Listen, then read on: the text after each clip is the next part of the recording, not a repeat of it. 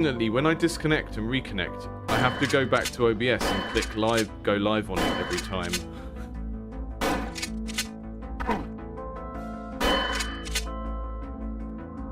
There's a sort of efficiency mini game here where you're trying to shoot 2 guys with 1 shot as much as you can, so that you could, because the economy is really tight. You have to go and buy your bullets every so often, and you have to go and buy health every so often. So it really encourages you to try and shoot 2 guys with 1 shot. So yeah.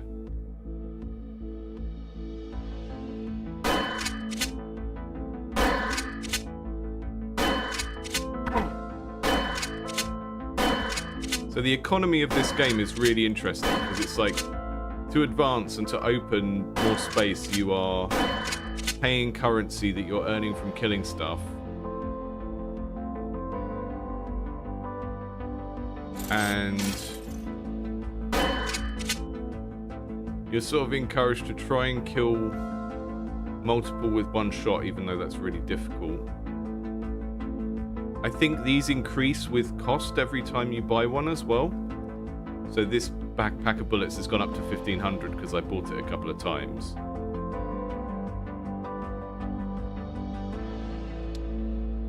And now there's like a boss door that requires 4000 that I need to save up for. But has everyone stopped spawning now? I think we might have hit a point where stuff has stopped spawning. But yeah, in terms of the game feel of this, I quite like the sort of floaty, slidey boomer shooter movement. I really like the knockback on the shotgun. I find that really fun. I don't think we can jump, which doesn't feel right to me. It feels like jumping off these stairs while you're shooting stuff would feel amazing. And also, if we can jump and like keep ourselves in the air with the knockback on the shotgun, that's going to feel really fun as well. And it could lead to some other mechanics later on, like you have enemies that do stuff to the floor and you want to keep off the floor for longer. Okay, it's wave based. That's why I couldn't find any enemies before, because I think I had to kill the last one before the next wave would start. And yeah, obviously you're going to want a bit more variety in terms of what the gun can do and the types of enemies and everything, but I do think the overall structure of this game is really interesting. And I think I was probably offline when it happened, but I had a really nice moment where I was running out of ammo and I needed 1,000 points to buy some ammo, and I literally got 1,000 points with my last shotgun shell, and then I was able to keep playing, and that was really nice. And it kind of meant I had to have a few shots where I took out 2 guys with 1 shot to sort of preserve my ammo. And yeah, the sort of skin of your teeth moments like that are really cool. And it feels like a boomer shooter sort of mixed with a like incremental clicker game because of the way of all these unlocks work. You need to unlock new areas to get the new shops where things are cheaper, because if you just keep buying from the same shop in the same space, the price goes up.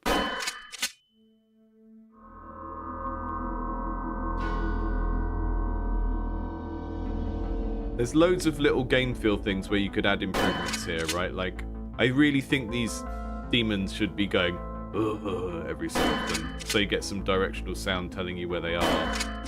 And when there's loads in a room, you just hear loads of noises all the time. And they need to make a sound when they shoot, and when their fireballs hit stuff, and all of that. But we've got the key sound effects in, like when you get hurt, it makes a sound, which is one of the most important things. But these are all small fry things.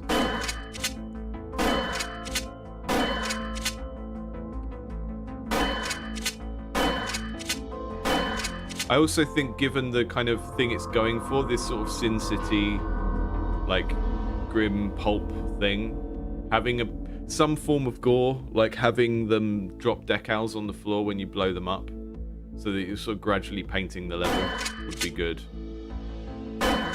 And I also think maybe experimenting with having the currency drop so you have to pick it up is going to change the gameplay dynamic a little bit, because you're going to have to You know, if you're in a space like this where there's lots of enemies, you're gonna have to like kite around to pick the stuff up.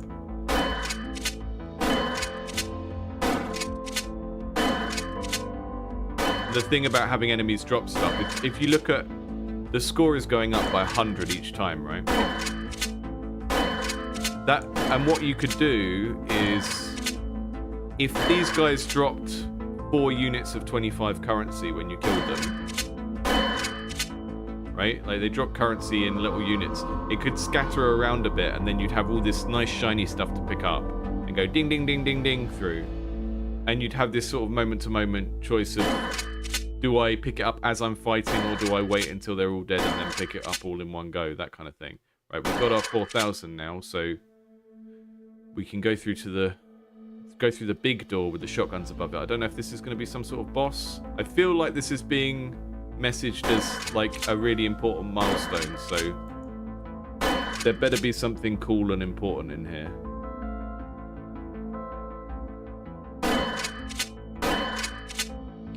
Kapuscinski in the chat said, more music when there are more of them around. Yeah.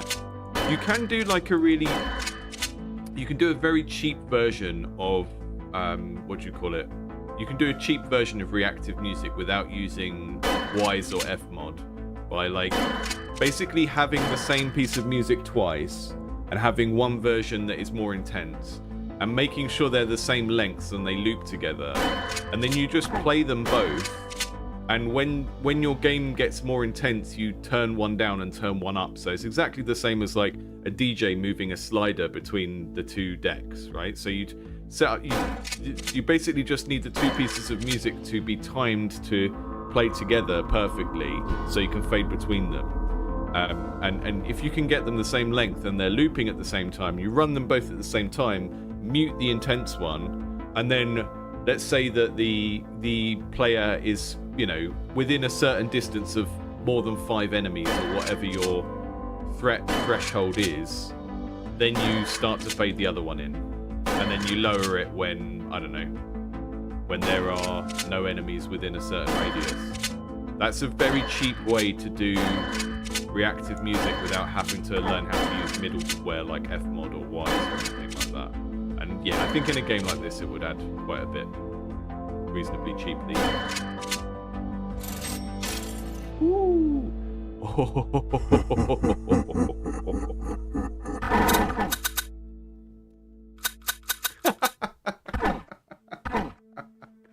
I got a second shotgun.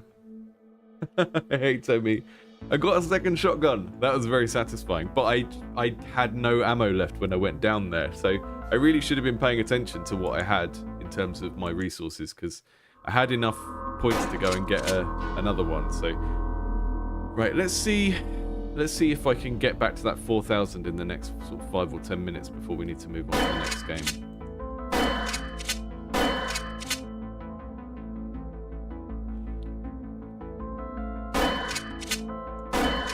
Yeah, so I think lots of people would look at this and point out some obvious stuff and say, oh, we'd like to have enemy variety, or, you know, maybe like Quake style power-ups. Not because it is a game about a shotgun, right? So you don't want to have different weapons, but maybe sort of Quake style power-ups where you get something like you go super fast for a little while or anything like that. But I really love the overall structure of this and the way that the economy works. You know, you have to unlock new areas and the shops become more expensive the more you use them. It's really interesting, and the way the level is laid out, like every bit of it feels a bit different. So I now know I don't need to do that shop.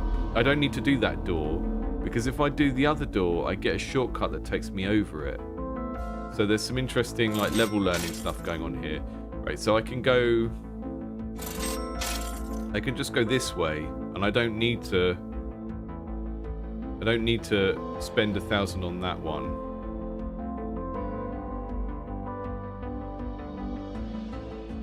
I just need to work out the cheapest way to get to the 2 shotguns. But I do think, oh,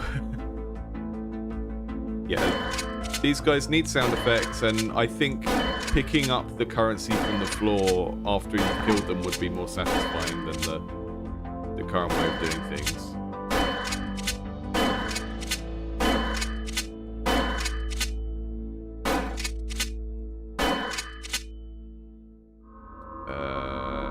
Probably gonna need some more ammo. Doing okay for health. Not gonna touch these doors. Gonna try and do it all through that ramp that takes you over.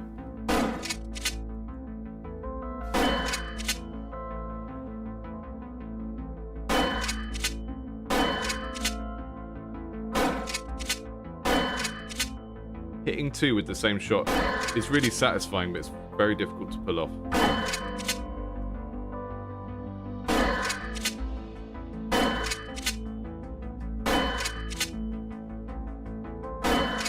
That sort of becomes the efficiency minigame of trying to kill 2 with one shot. Mario.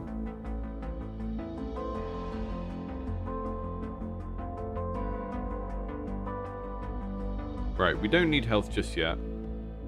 Hello.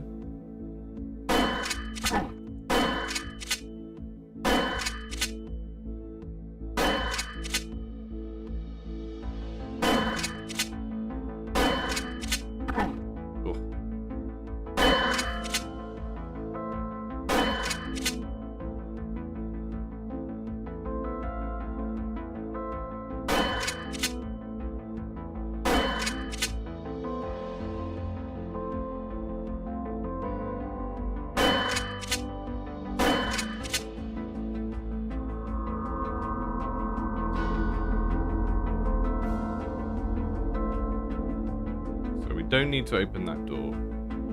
That one is a waste. This is our big door. I'm going to get some health this time.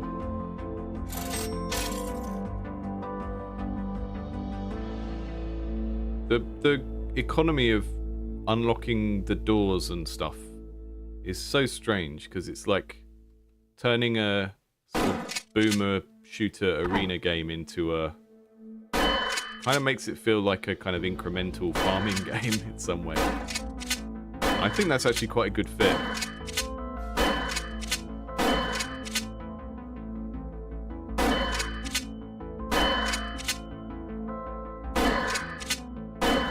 But yeah, I really want to hear those fireballs whoosh when they go past me. Right, we're going to need some more ammo. Where's the cheapest ammo? That's not super expensive.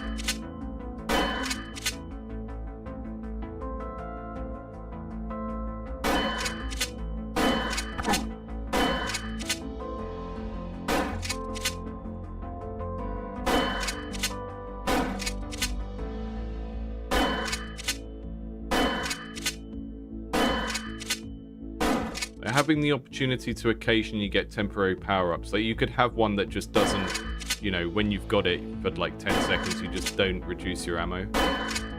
So you can have a little rampage. That'd be good. You can't really do anything with damage because everything is one-shot kills. But there are definitely some opportunities here to do sort of Quake Arena style temporary power-ups.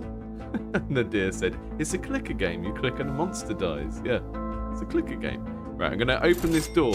I'm not going to go and get those shotguns yet because we want to carry on farming for a little bit before we go down there. We want to go down there with lots of health and ammo this time. Because the evil dev tricked me. Last time I had 3,000 points. I ran in there to get the shotguns and then I fell down and I didn't have any ammo for my new 2 shotguns. So I just died immediately. Ooh. So we will move on to the second game soon. I'm letting this one run over a little bit because 1, I'm having fun, and 2, we lost a lot of time at the start of the stream because plus nets are bad.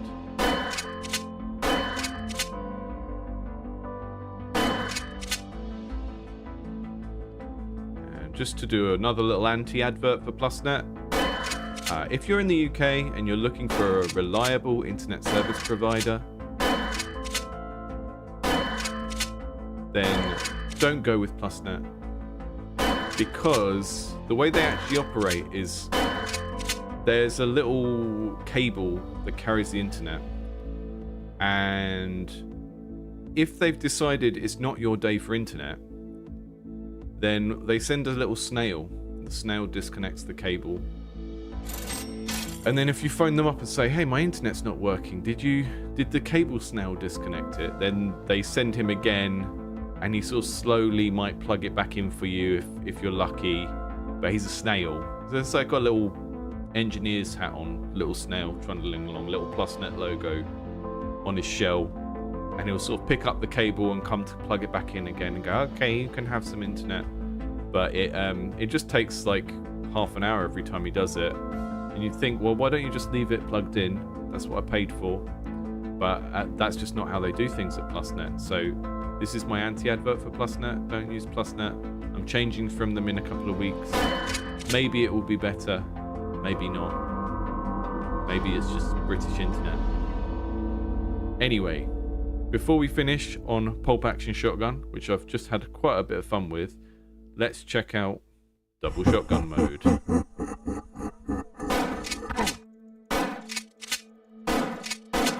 Ah, you need to use both triggers. I don't know what I'm supposed to do in that situation. I can't jump, so I can't get out of it either. That's fun. Yeah, I think there's a really interesting idea there. I really like the kind of economy of the game and how it opens up.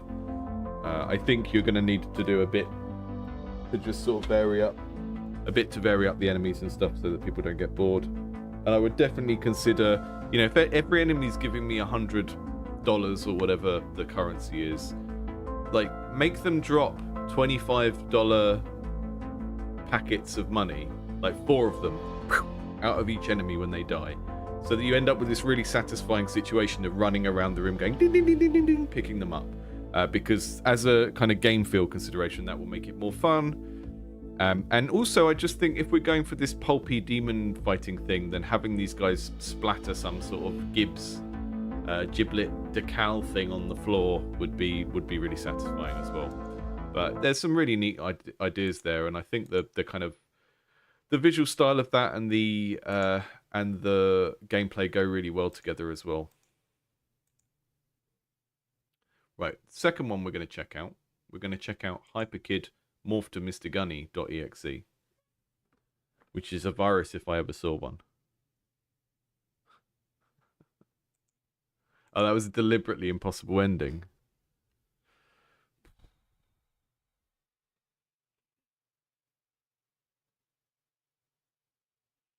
Yeah, Tony, the internet is going to get better in about 10 days. I've changed providers, but it takes a while to switch over.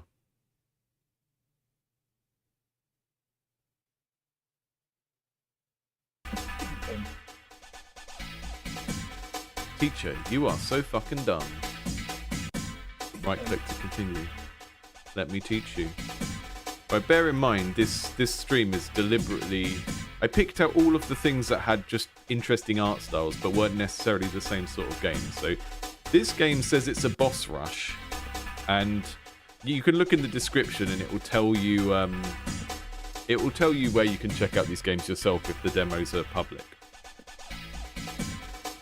But I put the 4 games together today based on them having interesting, very stylized art styles. Here we've got sort of some sort of PlayStation 2 hell. Let me teach you. Waz to walk. Okay, so we've got Wazed, but we've got a fixed camera on the boss in the middle. Jump with spacebar. Double jump. Look at this carpet. Look at... Shotgun. Tap left click. Near.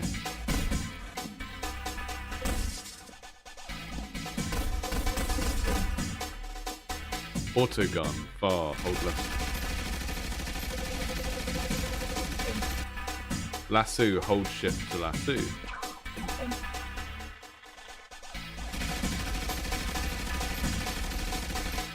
Yeah, I'm very interested to see how this works out once we're past Mr. Teacher. So, shift to lasso, and then your gun changes from shotgun to machine gun based on how close you are. Regenerate stamina by dealing damage or by waiting. Running start. AD, then lasso to speed boost for the goal. Okay, so you can do it like a lasso swing around the character.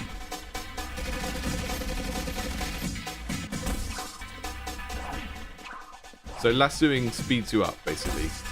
You move faster. I can imagine this being very motion sickness inducing if you're watching it and not playing it, but I'm not having a problem with it just yet. And the fact you can lasso and then jump and double jump.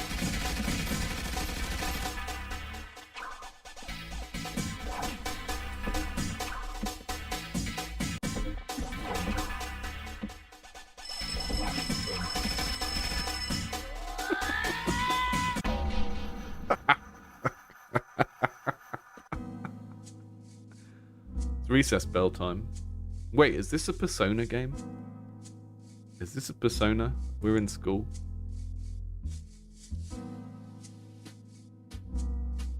Okay, this is someone challenging me. Dancer Joey, teacher's pet. Oh, this is like is this like a school bully from a 90s movie? Teacher's pet, time to tussle. Pain pencil. Okay. Is that their special move or something? Whoa! I'm loading. Try again. Okay, this is cool.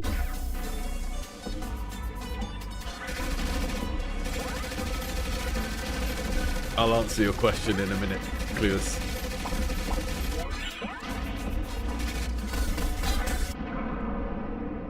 So you get what it's like one-shot kills. But, I mean, this should be quite easy to avoid this thing that it's doing, this wave.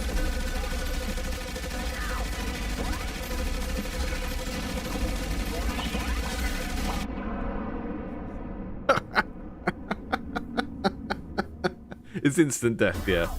Which maybe doesn't make it great as a spectator sport, but...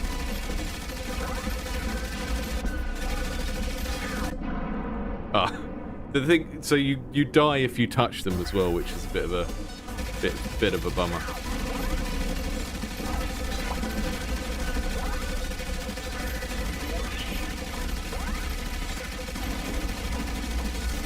The poses are amazing, dancing poses.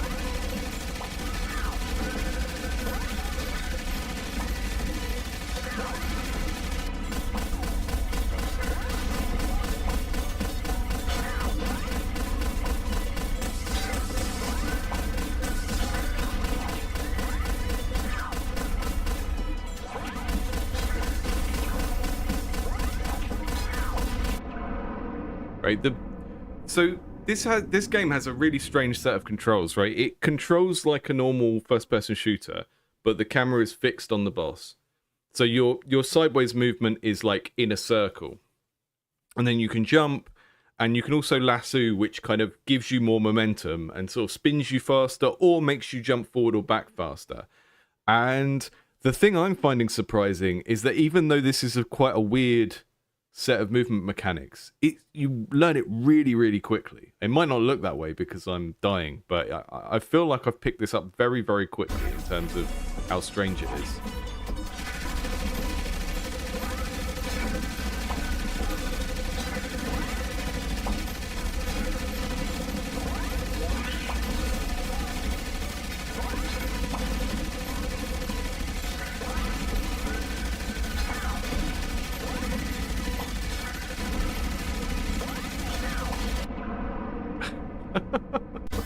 that face on the death streak as well. Too much spin.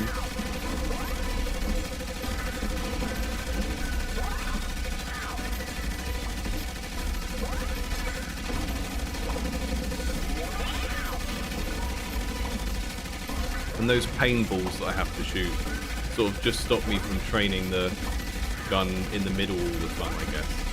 There's a lot of thought gone into the way that these bosses are designed. I mean, it'd be good to get past one so that we can see what the others are like. If there are others.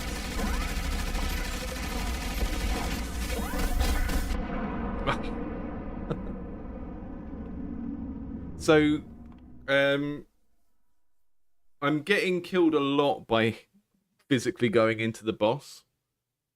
And I think I'd like to bounce off them, but I know I'm just asking for the game to be easier.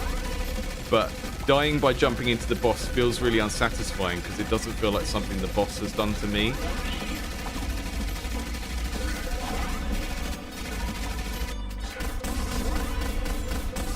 Oh, he's got a star on his back, and that's a weak point, isn't it?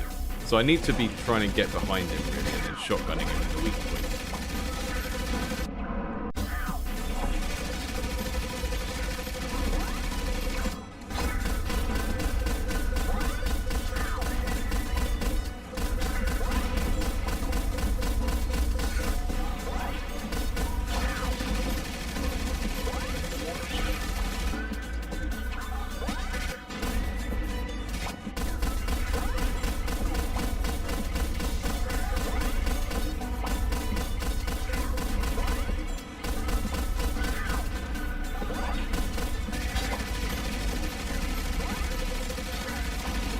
Yeah, like the coloured... So the sides of the balls that are coloured are vulnerable and the side that is silver is shielded, basically. Really neat. Really cool set of like dynamics of the mechanics all working together. Really, really cool.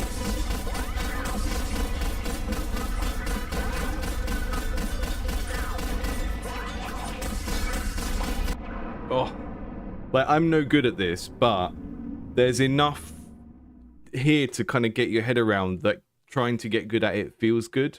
And that's a really challenging thing to nail with action games, is like if you've got an action game that is just a kind of masochistic failure over and over again game, then the game really needs enough levers to pull to really make that feel like a learning experience rather than just getting told you suck over and over again. And this does feel like that, and that's a really difficult thing to nail.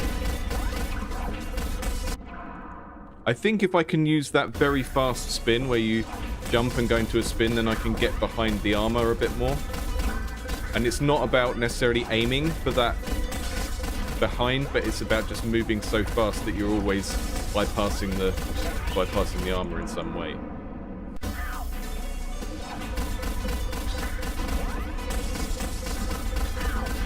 Definitely interesting insight into, like, I've not really played boss rush games. It feels like an insight into how to make those well, right? Because even the fact that I'm having to sort of treat it like a puzzle means that we've got some interesting boss design here.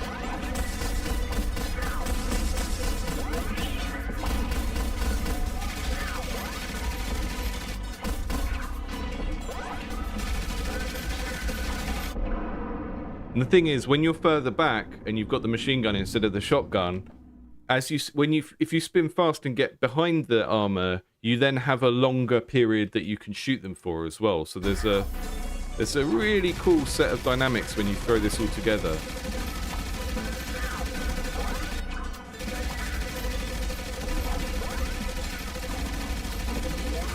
But yeah, maybe I'm gonna try and just do the whole thing from range. Maybe that's the whole point. Maybe there isn't a thing that you can consistently do through the whole boss, and that's because it's a boss rush game and you need to approach the different modes differently.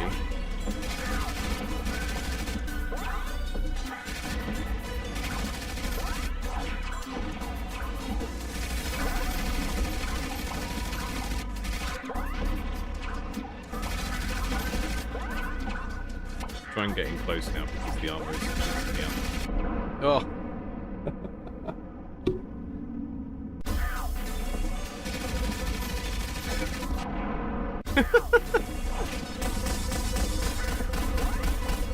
Oh, I keep forgetting I can double jump. That makes this considerably easier. I mean, it doesn't if I jump straight into the thing, but I've been like single jumping the entire time and forgetting that I could double jump.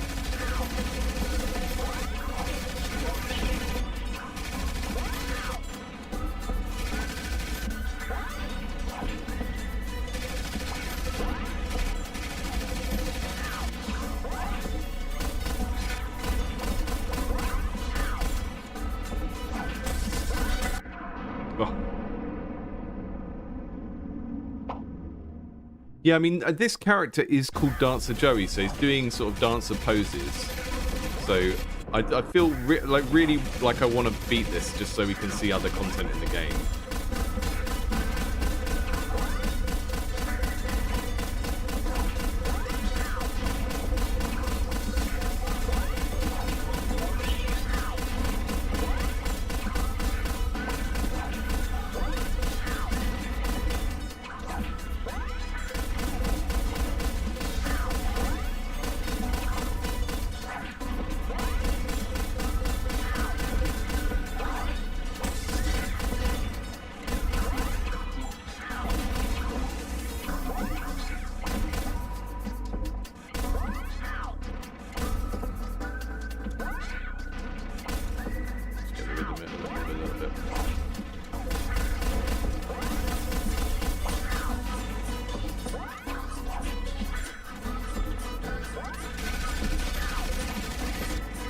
Can't do the armor mode with the distant weapon.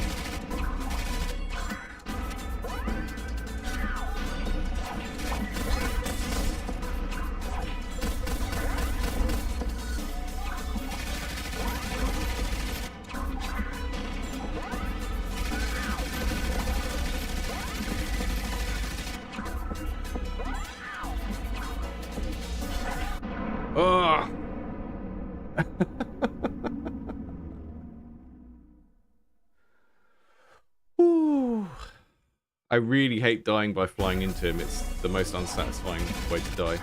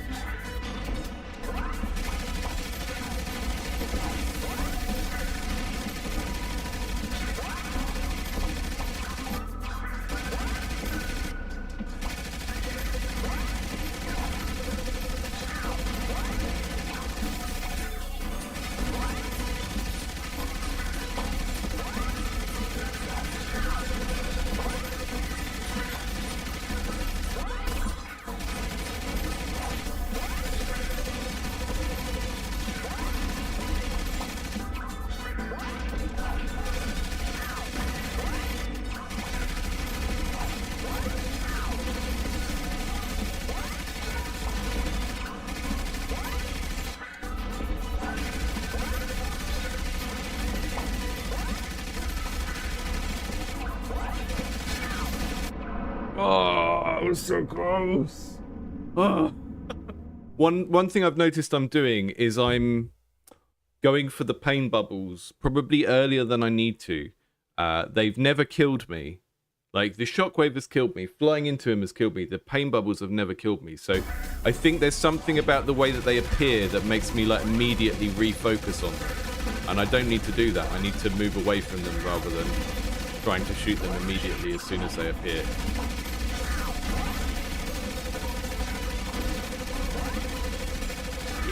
Take that, Dancer Joey. But I mean, this is such a good study in how to build a boss in a combat game, and I'll be interested to see how much that continues. But the fact that there's just multiple parts to work out in terms of the puzzle of how to approach this boss, just, you know, it feels like a real love letter to bosses in general.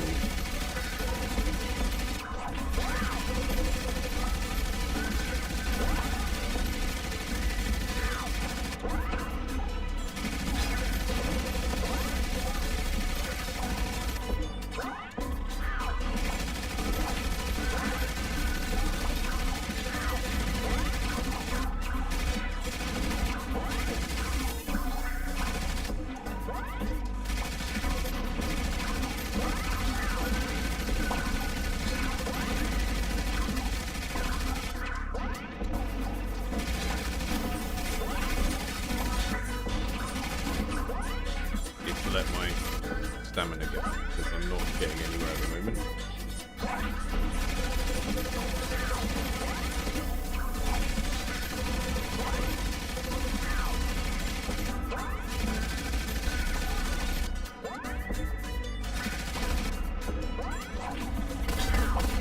Ah!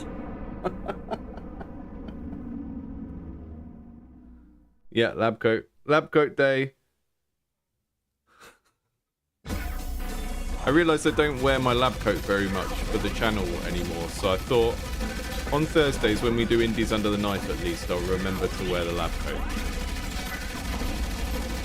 Maybe occasionally the surgical scrubs.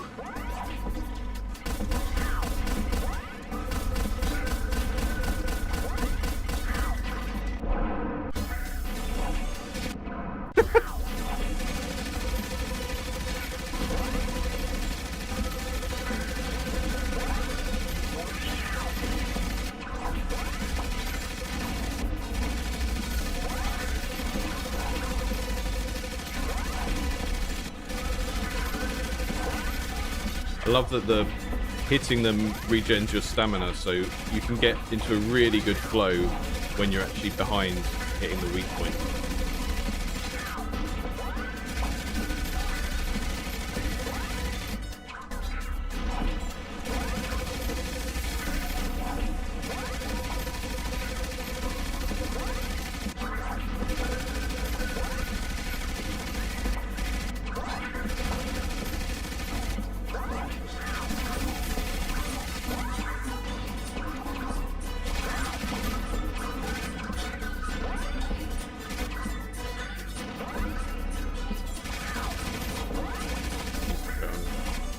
Clearing the things.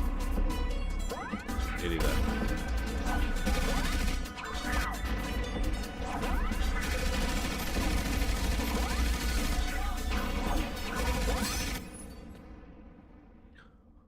Oh, let's have peace. I was not locking in. No, my attention span is like this long, so anything where you have to really pay attention, I die in a lot. Like bullet hells are my worst kind of game. That's fantastic though, because like everything, like this boss is like the difference between like a Dark Souls and an Elden Ring boss, right? There's very little randomness there. Everything's rhythmic. Like the shock waves happen at very predictable times. The whole boss is so predictable. But once you're combining that with this kind of slightly goofy movement style and moving in and out, like the moving in and out mechanic and the gun changing when you move in and out is such a very like clear risk reward thing for you to play around with. And there are moments where you really do need to rest so you can kind of like build up your ability to react and then go back in and try and do damage and then rest. And it's really neat. Dancer Joey says, fine, I see you're legit. Come over to my friend's house. Fun awaits. Let's have peace.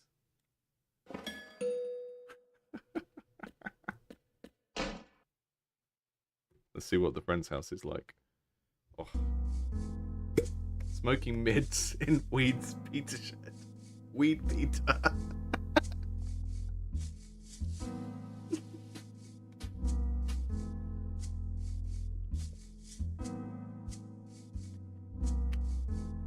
Someone in the chat said a moment ago, how do I stumble across these? Well, these were ones that were sent to me. So there's in the description, there's a form for people to send me their games. And then I just try and group them together by what I think is appealing about them. And today is the kind of trippy, weird art style games. I'm glad we didn't go for like four boss rush games or 4 bullet hell games at the same time, because I wouldn't be able to control that. I don't know what mids are. But we're going to Weed Peter's shed to smoke them. Someone said, I wonder what the inspiration for this was. This This is 90s stoner culture writ large, and it actually goes really interestingly with that sort of PlayStation 1 kind of aesthetic, because one of the things that Sony did, they did this a lot in the UK. I don't know if it was a global thing, but Sony had a very deliberate move to try and make the PlayStation feel like a more grown-up console. And there's like one of my university lecturers wrote a book about drug culture in the UK, and there was a whole chapter on this. But the marketing of the PlayStation, particularly the PlayStation 1, was very much based around dance music, counterculture. Like, how can we associate our game system with going to the club and taking drugs and stuff like that? And that's where you get kind of Wipeout from. Like, Wipeout looks like old hat now, but when it came out, to have a game that had like Chemical Brothers and Prodigy on the soundtrack, and it was like, hey, this is a game for grown-ups, this is a game for cool people that go outside and and go to Weed Peter's shed. And so this kind of aligning of like 90s drug culture with that visual style makes perfect sense to a boomer like me. If you want a puff, you have to take it from me. This is him. This is Weed Peter. This is an actual illustration of Weed Peter. Oh, Weed Peter! We meet again. He's a Easter Island head. So he's got shockwaves. What else is going on with Weed Peter? I shoot the weed out of your mouth, Weed Peter. Okay. This is the mechanic. Is it moves, the weed moves when you shoot it and it goes around. And then he tries to get you.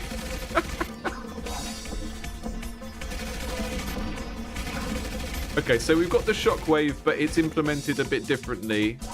It sort of does an annoying hang in the air that you can't quite predict. And then you have to shoot his weed off of him, and it keeps moving away from you. And he has a laser eye.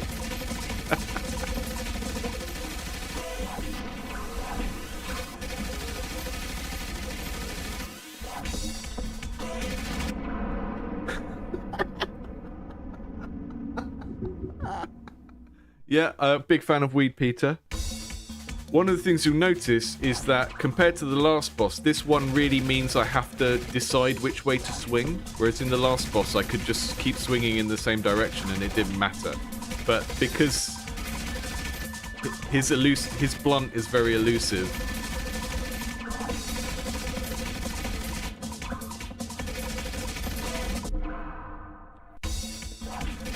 you're a blunt hog.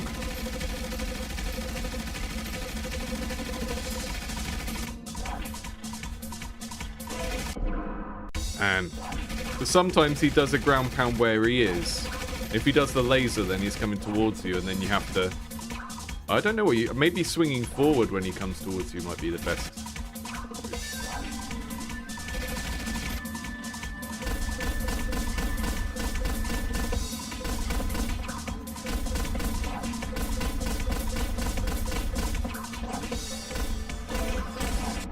Oh.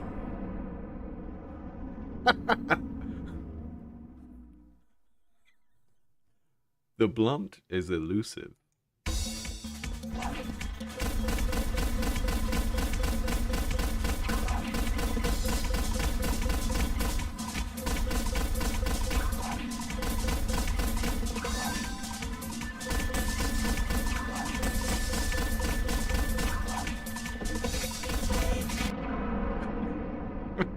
I'm gonna have to move on in a minute because we only have like 30 minutes per game, but this is great. And all of the games I'm playing, if the demo is a public demo, then there will be a link in the description. And that's in the description of the stream, or if you're watching the edit. Remember, if you're a developer and you're watching, and you're seeing this and you're thinking, I want to get my game on that channel. Remember, I only cover games that are not finished. So, if you've done a commercial release of a game and it's up on Steam for like $10 or whatever, I'm not interested. Because this is usually a feedback stream to say, oh, here's what you could improve about this game, but this game is perfect. This game is already perfect. Because it has Weed Peter and his elusive blunt.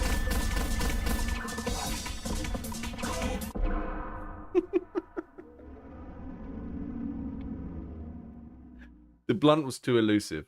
We didn't crack Weed Peter. I really like the mix of like registers here as well, where all of this art and this everything in this game is so like 90s cyberspace, high psychedelia, but then the characters are just like characters you'd know as a teenager, right? Dancer Joey. You meet Dancer Joey at school.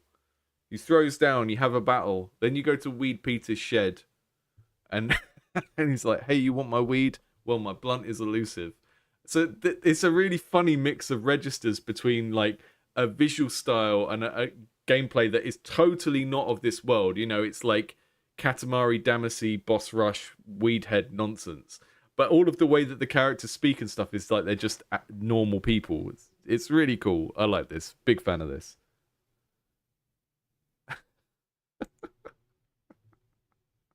Right. And then we've got 2 more games coming up. We're going to check out Night of the Abattoir Man. And that's the wrong screen. Night of the Abattoir Man. And what was the other one? Oh, I can't remember the name of it. How many games do you have in your collection that have Night in the title? I've got 1, 2, 3, 4, 5, 6, 7. Search for Night in your Steam library and see if you can beat 7. I was very disappointed the other day when I only had like 3 games with death in the title. And I thought, that can't be right. And then while that's going, I will find out what the 4th game is called. Just need to check my spreadsheet. Oh yeah, Cleanall after that, which is a sort of spacey roguelike thing. The following game contains graphic and violent imagery. Viewer discretion is advised. We'll put it over there. Hey Knuckles the Chuckles. I'm very interested in this game because it's a weird mix of things. It's like horror game with a ZX Spectrum aesthetic. Night of the Abattoir Man.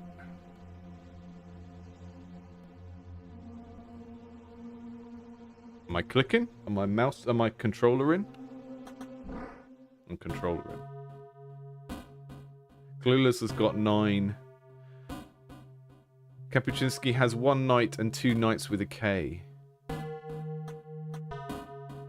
I can select Michael, or I can't select the other one. This art is great. Sort of like CDI art, but with cuter characters.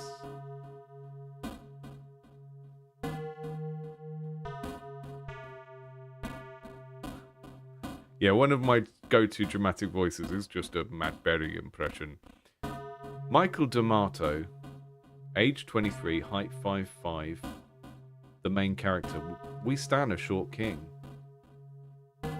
Born in Naples, Italy, Michael recently finished his bachelor's degree in theatre. Now his Uncle Joe has invited him to play a character in his most recent horror movie. So, Knuckles, are you Italian or is this playing deliberately off of 70s Italian horror movies? Dario Argento and stuff. Joe's movies aren't exactly high art, but every actor has to start somewhere. As such, Michael flew from Naples to New York to meet his uncle. Do you wish to play as Michael? Yes. The most devious bastard in Naples, Italy! The day of the incident. 1985. What the hell is going on today? It seems like nothing works properly today. We've got bit crushed voice acting. Wow. Yeah, it seems like we're having power issues today. I don't know who Joe D'Amato is, unfortunately. Great. It's seriously getting harder to find reasons to not just quit this shitty job. Doing the voice acting with that bit crush on it is a really nice touch. Just fits the visual style of the game. The only reason I don't quit is because the pay is good. Other than that, I'd take fast food work over this annoying crap. I'm seriously considering just leaving. Every day it's always something. It's either Jackson up my ass about something stupid, or it's something in this factory not working as it should. I'm sick of it. I sadly can't quit. I need the money. I'm saving up to get my family some nice gifts this year. So you're going back to India for Christmas? Yep, already got the tickets and everything. Yeah, these. Yeah, how are these drawn? Because it's a really cool art style. That's really nice. What about you, Joel? Are you gonna spend Christmas in America? Nope, gonna spend the holidays with my parents in Sweden. Ah, that's great. Well, we should probably get back to work before Jackson comes in and starts complaining. Where is he, by the way? No idea, but I don't exactly want to find out either. Say, Jake, why don't you go get us some materials from the storage room up there? Yeah, for sure. I'll be right That's back. really cool. Yeah, like the different sort of what do you call it? Like stippling modes of the shading is really, really neat. Dithering, yeah, that's what it's called.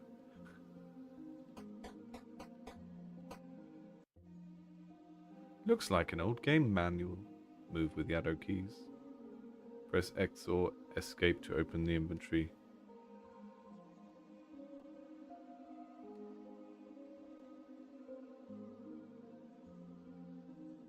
Okay.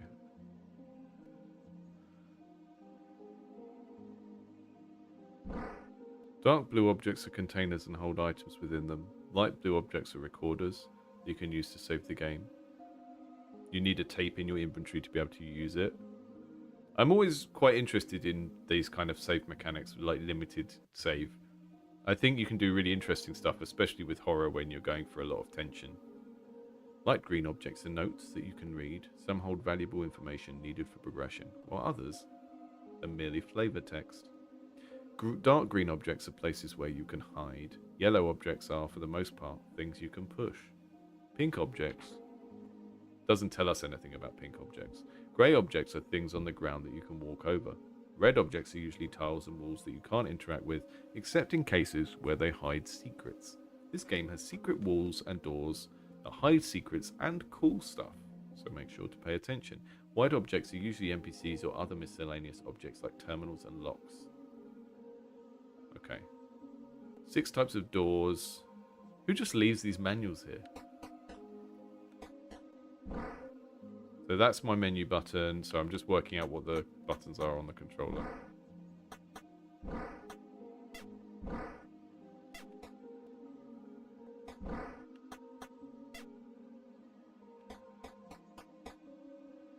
Yeah. Yeah, I think having it all in one thing is a bit confusing, but I also don't really mind. Really nice use of the limited color palette, though, to have things broken down like that.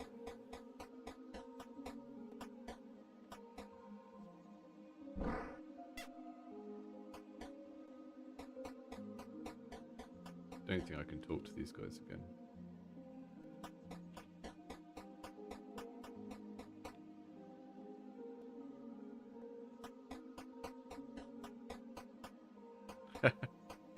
Yeah, I would. Yeah, the green and red is always going to be the challenging one for 10% of people. So you need to make sure that the green isn't one of the most important colors. But that means we can test it with XDeal in the chat when we see something. I found a yellow key.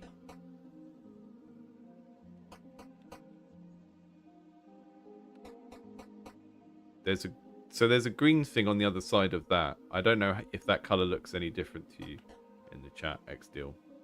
But that sort of eyeball looking thing over there is the bright green color. It's the only green thing I've seen so far.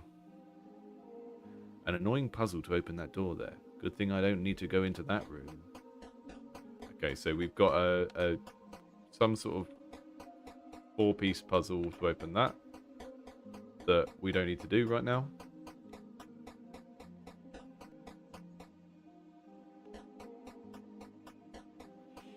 I really like being able to immediately tell that some things are just background information. You know, like this computer here. Hello. Is this like a factory line thing? I've got the yellow key, so I can go through that yellow door, I think. Yo, Jake, trying to get in that room? Yeah, I need to get some materials. Well, you'll need the key to open it. I've got the key. I know. I got it already. Oh, there we go. Do you now? Well, look at you being resourceful. Mm-hmm. But there's more to that. What do you mean? There's another door behind that one that needs a battery to open. I hate this fucking factory. We already used it to open a door already. We left it over there. They're going to be a push puzzle. Alright then. Thanks, Dave. Okay, so to push that, can we go through this way? Yeah, I think we've got a clear route to push that all the way through.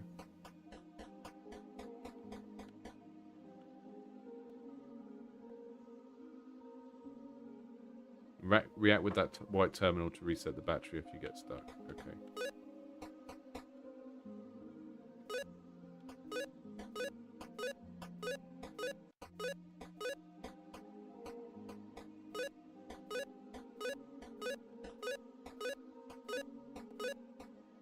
Just check that this is the... Do I push it through there? And I'm going to be able to get underneath it and push it up. See, like if you're making stuff in RPG Maker, then push puzzles are one of the simplest type of puzzles to implement. I always thought, oh, like how do you make them interesting? But actually just having them quite spread out, so you have to sort of puzzle your way through multiple rooms, is quite a decent way of doing that, I think.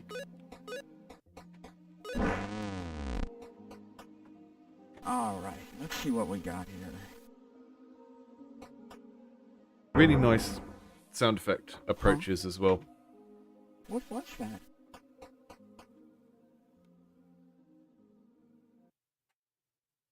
Is the power going down? The door closed itself. Somebody! Please help me! I'm stuck in here. Hey, what's wrong? Feeling claustrophobic? Damn it, Dave! This is not funny! Do something to open this door! All right, princess. Don't get all pissy on me now. I'll see what I can... What was that? Wait, that came from Mr. Sassafras's place, didn't it? Hold on, Jake. I'll go get a technician to open this door. You stay here until we come back, okay? Not like I have much of a choice. So there's another... That does it! After I leave this room, I'm going straight to that old man's office and quitting this damn job! There's another save point up there, but I don't have any tape yet, so I can't use it. This sucks.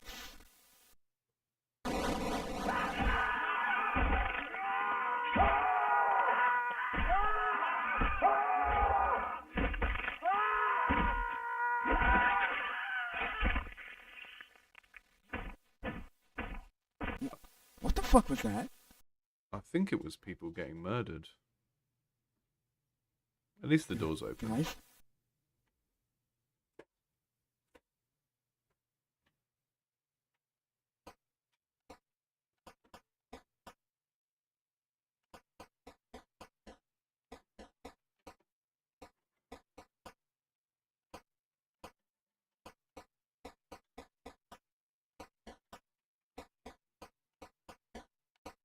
Uh-oh. Oh my god! So earlier when we got, I don't know if you caught that, but when we got the manual and it said about the different colours, and it was just like pink objects, it didn't tell us anything about pink objects. That's because pink has been used for the gore.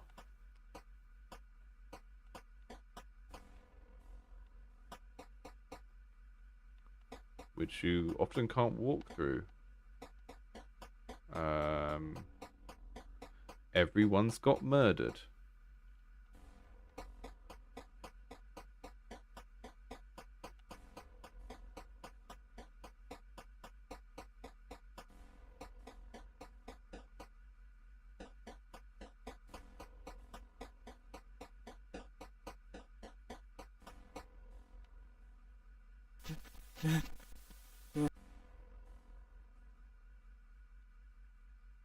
Wait, Just an eyeball are casually you? lying on the ground. I just want to go home. Please don't hurt me. No! Please! Get away from me!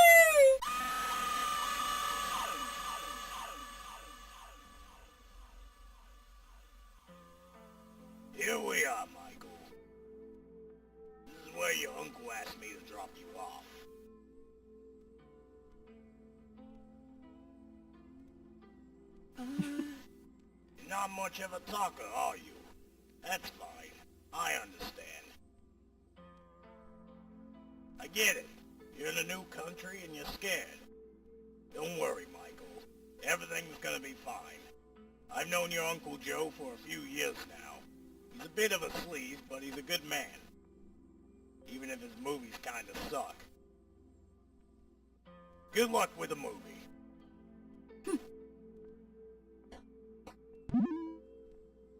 Are we in the same place? Is it like, I mean, it's 20 years later or something. Is it the same building?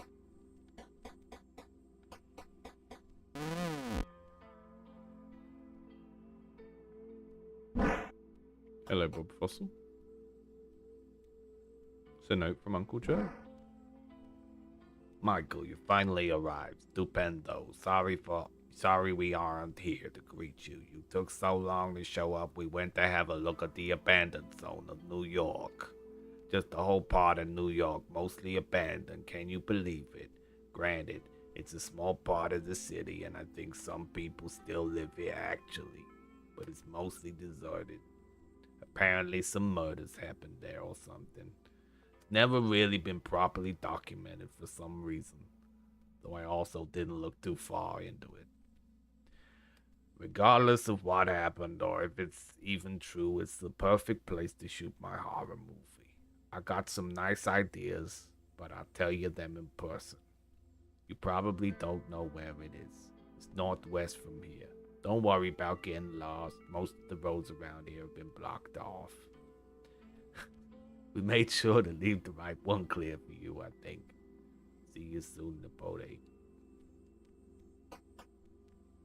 I was partly going for Bob Fossil because Bob Fossil came into the chat, and partly the slug lady from Monsters Inc. Just like the receptionist lady, she talks like this, sort of like slowed down Danny DeVito. Hey, it's a script for your uncle's movie. Will you cannibale? There's your character, just as your uncle promised. You're playing the protagonist.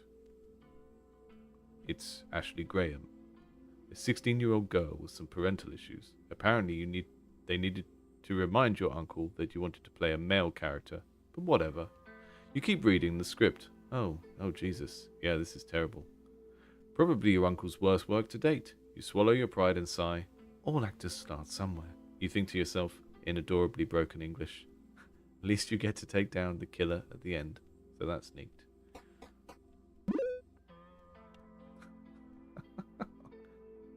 I'm just casually hiding under the table. I have no reason to hide in these objects yet, and I will. Purple key was found. I really like the color system for this. It's such a good use of like making the ZX Spectrum aesthetic of the game have a purpose otherwise, you know, outside of just making it retro. Hello, rat. Are you a friend? Are you a friend? Are you a friend? Are you a friend? Yes, we see a hiding mechanic. I'm scared already. Can I go down here? Is this the subway? There's some corpses and a toy robot. You find a cool looking mech figurine with 4 awesome Gatling gun arms. Awesome. Seems like there's someone's head inside the mech's glass dome. Some guy with a moustache. You look a little closer. Wait. What the hell? They made a mech figurine out of him?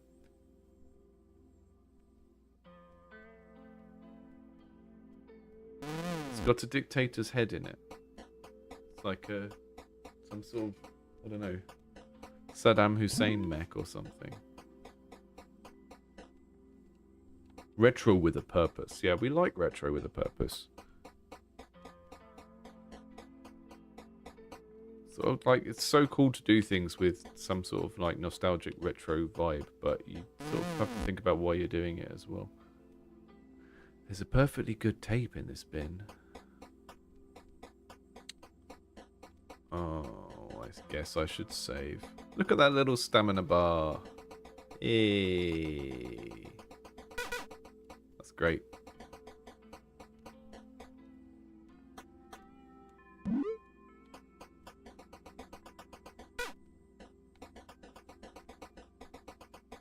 Chris, I think when something is not your genre of game, you just have to think about what it's trying to do, I guess. This is building a world for me. It feels very creepy. I like the way that the story's structured, so we see the initial murders, but we don't really see them. And that's the intro. And now we're kind of innocent character. We've got the dramatic irony of knowing what happened, and the character doesn't know what happened here as well, which is cool. But yeah, I think this type of game, a lot of it becomes less about game design and more about narrative design and how well the game tells its story. But there's loads of cool little... Ooh. Is that just to remind me of that mechanic, or is it useful for something? Oh, we've got another one up here. I feel like these pushy rocks might just be to remind us that that's what yellow means.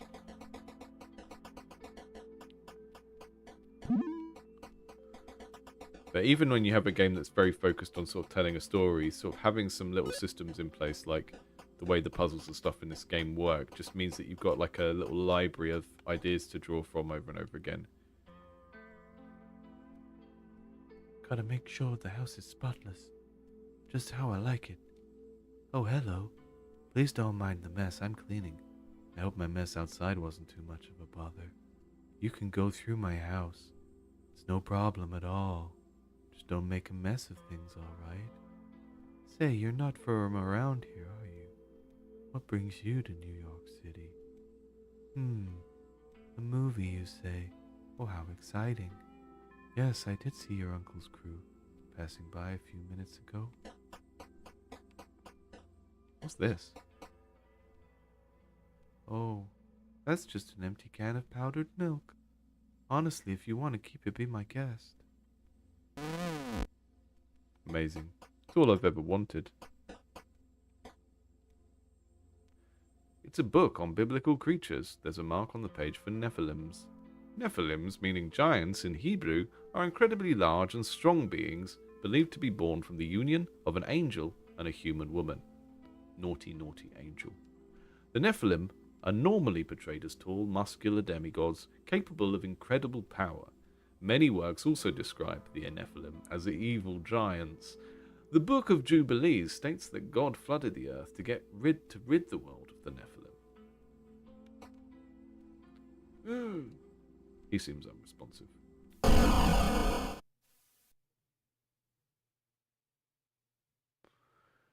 You shouldn't be here. The Abattoir Man is out there. He'll kill you.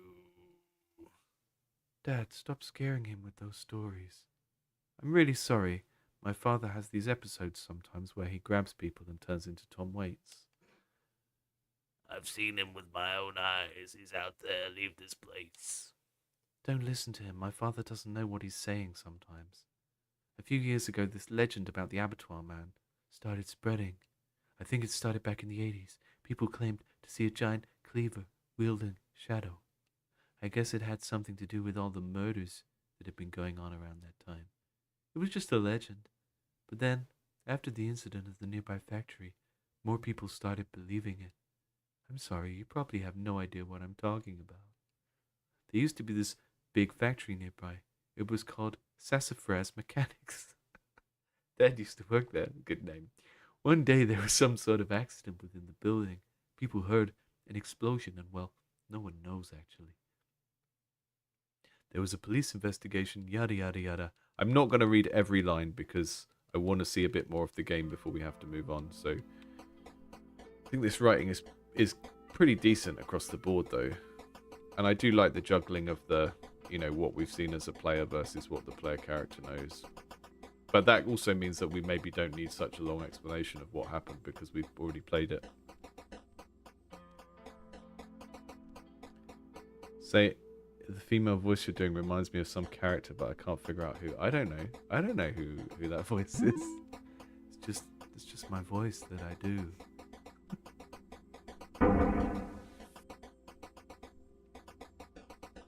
I was just going for like a Hollywood hippie lady. Like, I don't know. I don't know who that would be. What's this? You find a strange-looking puzzle box. It's got some neat little details in gold. Fortunately, you were never good with these kinds of puzzle boxes. You don't want to mess with it and run the risk of ruining it.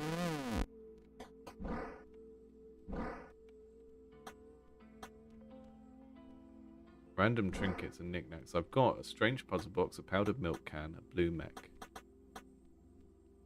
Get psyched. It just says get psyched when you look at your mech. Amazing. I also like this approach to items. They're just like cute mementos that you're finding in the environment most of the time.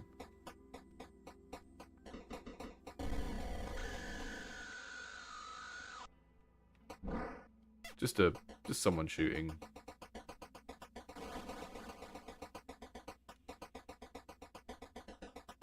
Someone started blasting. The tape was found. I mean, that's a bear trap. I don't really want to walk in that bear trap.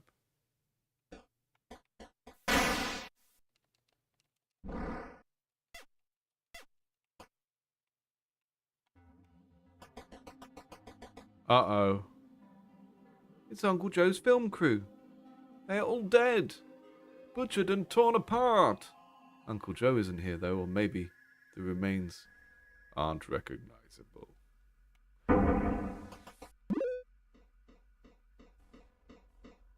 Uh-oh. It's a big sprite.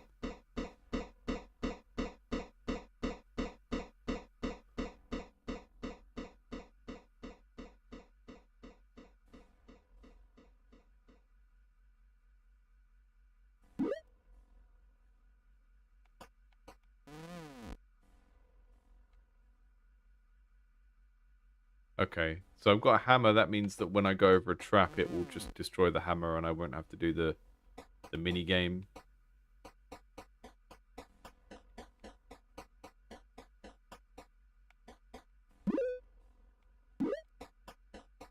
Out of all of the sort of survival horror games that I've played over the years, the one that it's reminding me most of is Clock Tower. I haven't played loads of survival horrors. I think maybe it's because Clock Tower really draws from the sort of slasher movie thing. And at the time it came out, you had, you know, Resident Evil and Silent Hill and stuff, but they were very much, there are lots of monsters, right? And this is much more a kind of Friday the 13th type. There is one almost superhumanly strong murderer going around killing everyone. And there's not like an army of things or anything like that. And that's it's kind of giving me Clock Tower vibes for that reason. Right, and we were told not to save over the same slot because we get soft locked, so...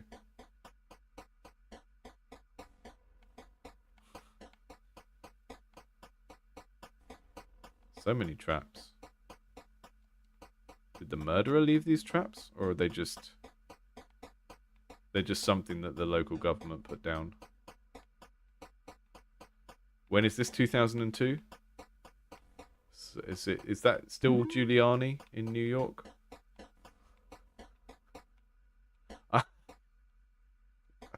I'm here from the Board of Civic Maintenance. Mayor Giuliani has instructed that we go around this tenement building and place 300 bear traps. It'll make society better. Is it fair to compare this to something like Undertale? Yeah, totally. I mean, it's doing a load of similar things. You know, you've got the very retro art style combined with a much more older register, right? And this is the thing about making games that appeal to nostalgia, and I've said this before about like Pokemon clones. If you take something that you liked when you were a kid and you make it as an adult, you either need to be making it for kids or you need to update it to be for adults in some way. And you can do that by making the gameplay more complicated. You can do that by making the tone darker or more mature in some way.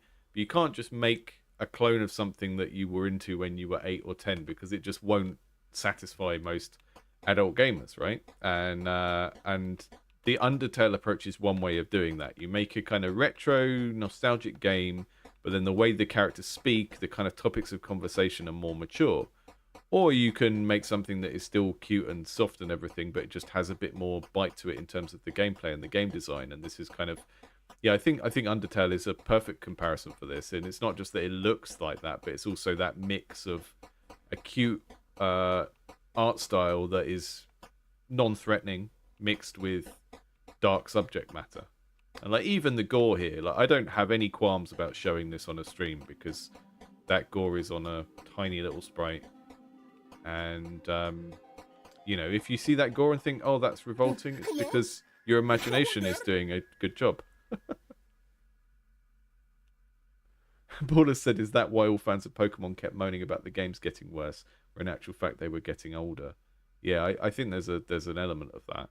Like I don't know, I'm very biased against Pokemon. I don't like that kind of JRPG style of combat where you just spam the same move over and over again and there isn't much tactical thinking. I really think you need something else to make turn-based combat interesting, and it usually needs a spatial element of moving around on a map, or if you don't have the spatial element, just something more interesting about the turn decisions about what to do. And the old school Final Fantasies and the old school Pokemons just don't have that, and that's why, you know, if you play like Darkest Dungeon, it has the spatial element of like which position are your characters are in, and you're pushing them backwards and forwards and stuff. You usually need some other layer of depth to make that kind of combat work for an older audience that have played lots of games. Right, let's see what happens in the next bit, and then we'll move on to Michael? Cleanful. Is that you, Nipote? Oh, thank God it's you. Oh, Michael, my boy, this is terrible. Everyone's dead. We're in deep trouble, Michael. There's a murderer after us. So you saw him too, right? You know I'm not crazy. Oh, God. He didn't look human. He was huge. Uncle's great, good character, and like he's got sort of like kind of Jack Nicholson hair. He was a giant, like 3 meters tall. He butchered my whole crew in mere seconds. I'm sorry, Michael. I don't think we'll be able to shoot the movie anytime soon.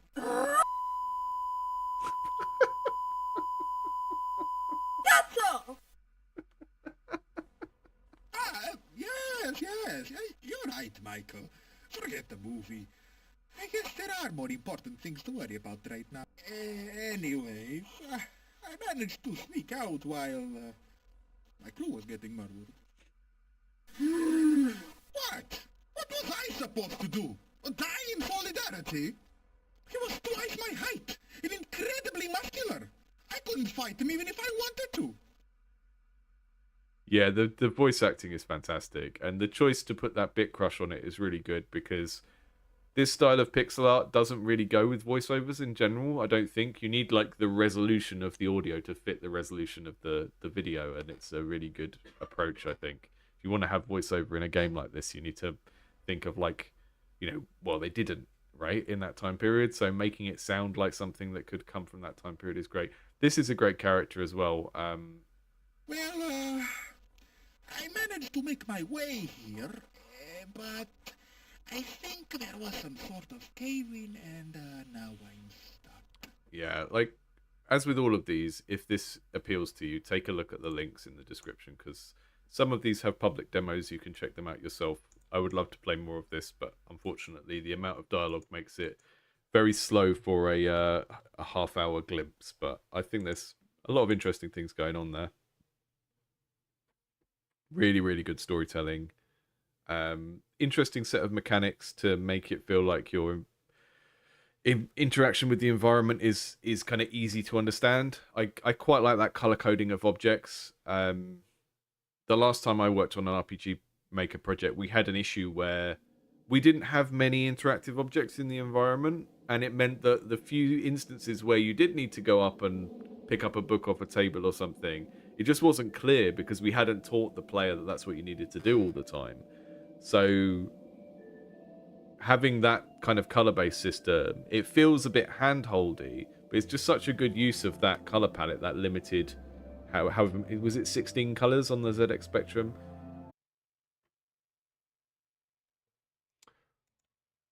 Whoop-de-doo.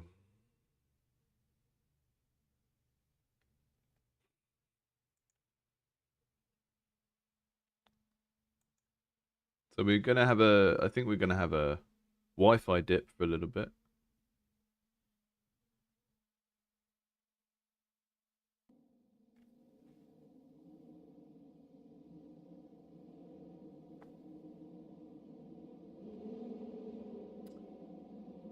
Hey, hey. We are back. My drop frames is looking pretty bad, but maybe it'll pick up. So we've got some kind of cool-looking sci-fi roguelike. Lots of hand-drawn stuff in this game. Let's see how we get on with it.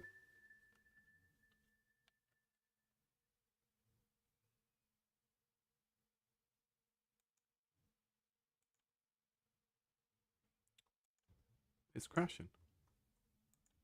It got the memo about how everything needs to not work today.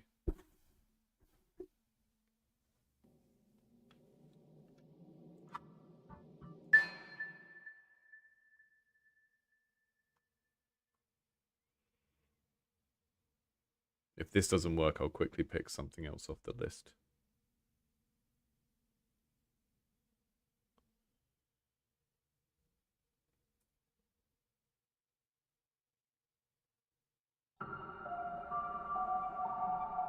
The paperclip maximizer problem. A thought experiment demonstrating how a superintelligent AI, even if designed without malice, could ultimately destroy humanity through the endless and unalterable production of paperclips. But what if a superintelligent AI did not want to make paperclips, but rather clean? And what if this AI knew that it had to fix the world in order to keep dust out of its house? What then? Nice setup. Interesting concept. I think we don't have controller support, which is a shame because I think this is going to be a twin stick shooter type thing.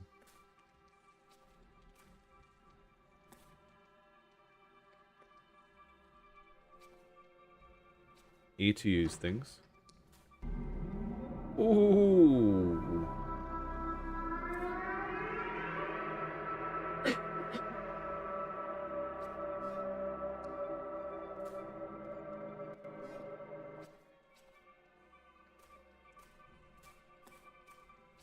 So we got a little house. Can I jump back upstairs if I want to? No. They're decorative stairs. Got my little house, and then I go outside into the wasteland. That's such a cool contrast. Is that solid? Yep, okay. Hold left button. Aim downwards. And I have a thing that is maybe a gun, but is also like a boosty, jumpy thing.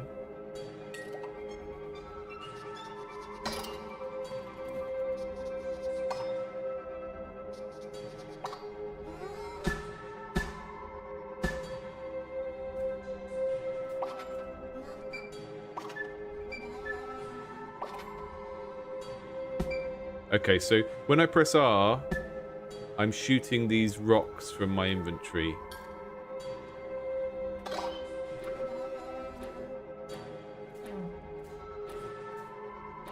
I've got some mining I can do.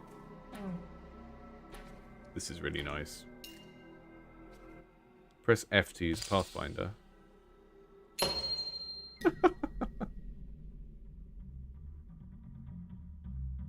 This is your Pathfinder's cooldown. The number. A longer distance causes a longer duration. Okay. The Pathfinder destroys structures directly under your thing.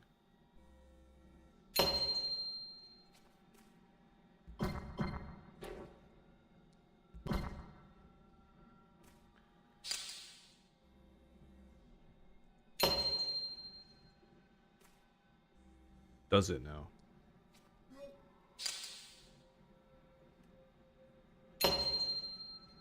What button am I supposed to be pressing? I feel like we're maybe going through too many tutorial elements too quickly without getting a chance to learn how these things work. Because I can't remember what I pressed after F to make the Pathfinder trigger.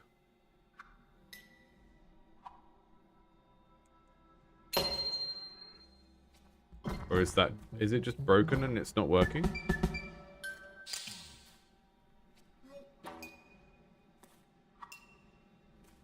Like, having to wait for the cooldown because the tutorial is not advancing me is frustrating. Let's go back.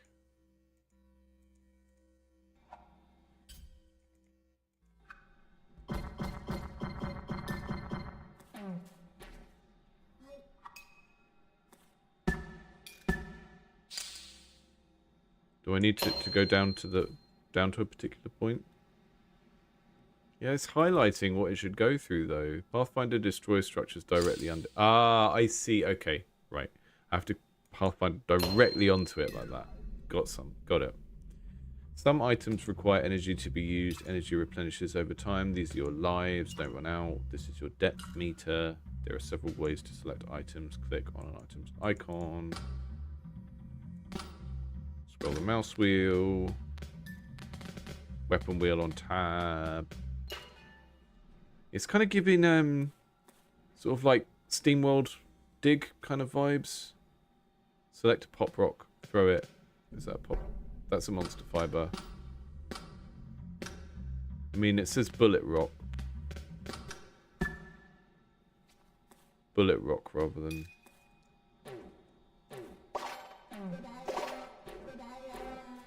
I mean, doing a sort of digging loop game, but with this really, really atmospheric world building is cool. I like that. Got a turret. Deploy the turrets.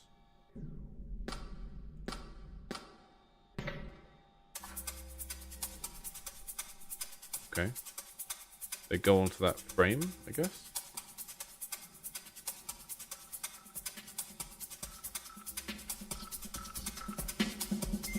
And I'll go to my... Yeah!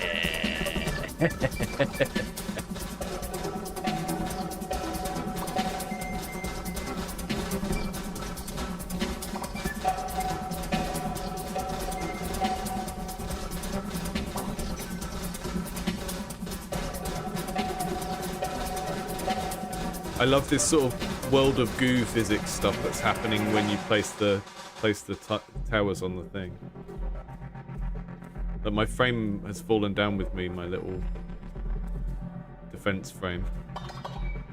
Got some real world of goo physics stuff going on here. Right, is there any way I can pick those up because they've fallen in that trap? Oh, hang on.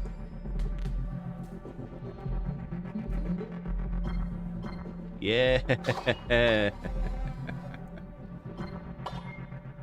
Can't get those. I can't walk further right there, but I got them in the end. But now the shop to buy the turrets is back up there, so is there a way of getting back up to the surface? There's a lot of things here to like. I think the illustration style really starts to come into its own once you've got all this lighting and stuff as well. Hello. And so it begins with the cruel winds blowing endlessly, biting at the lost world, drawing out the shape of things that were and are and may well be. A strange individual straightens himself at the sight of the cleaning bot, his toothy grin stretched from ear to ear. So I am the cleaning bot, or is that the cleaning bot? Can you hear it, little one? Is that the cleaning bot there? History is standing in applause of you. Clapping loudly, wildly, its hands flapping faster and faster in acclamation. Giddy with excitement, he turns suddenly, holding an imaginary camera. Let's memorialize the occasion with a picture. He makes a clicking noise, then another, and another, all the while tilting his head and contorting his face in a series of silly expressions. Can you hear the applause, cleaning bot? It's roaring. The wind continues to howl. After a few more snaps, the figure straightens and turns abruptly, lowering its glasses. Don't be an offense to history. Don't make it stop clapping. Understand? Descend. Descend to the core. Activate the teleporter. And do not fail. We got a sort of quest giver that's also a villain. Hard to tell. Down the pit you go.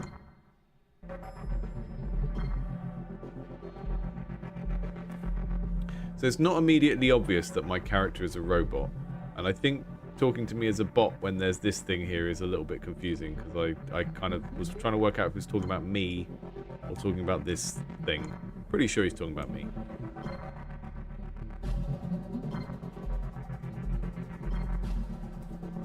What's this? Look at this lovely automobile. There is a lot going on here. Lots of flavour, yeah. Like the gameplay so far, it looks like it's going to be like a digging game where you, but then you're having to sort of build up a defense in some place as well. I don't think that's going to come with me, so we're going into the underground roguelikey bit. Remember, you're not powerful, not yet, so tread carefully. Certain denizens of the deep may be best left alone. It all depends on the arsenal you can gather. Bite Me is going to have a special guest tonight. Nice. That's interesting.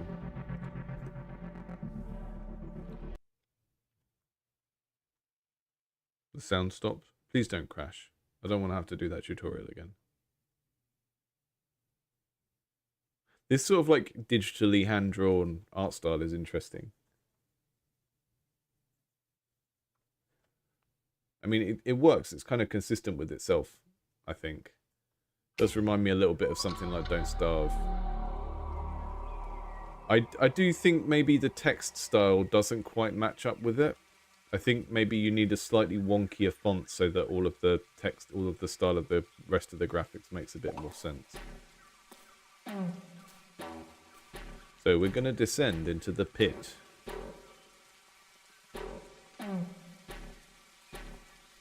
Got some wormies. What's that over there? Yeah, I love how strong the world building is in this. So one of the reasons I never got into Terraria, which is like a similar game, I guess, was just it felt so vanilla.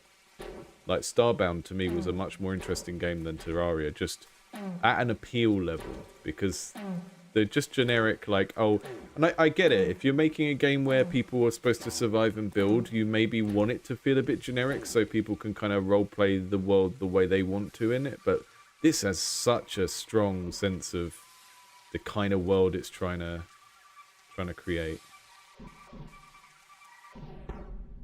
Also, when we go into the inventory, we get this kind of bullet time thing. Let's dig straight down.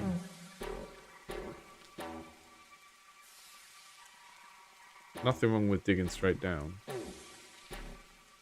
Am I the Bite Me Games guest? Well, you're just going to have to tune in and find out, aren't you? If I'm the Bite Me Games guest. Just going to have to go and check out and find out.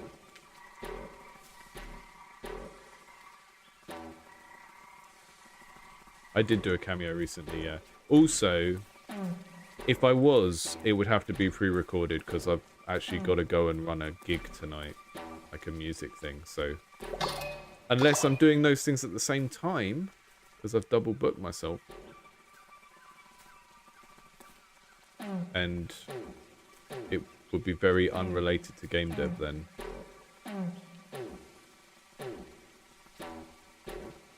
Let's say they've got Ken Levine.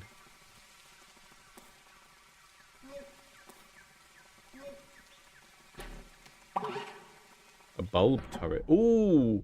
I got a weak but necessary turret. So we got a turret that comes out of a plant. Okay, it says it's weak though. So it's not going to be as good as the ones we started with. Hello? Hello? What are you? What are you?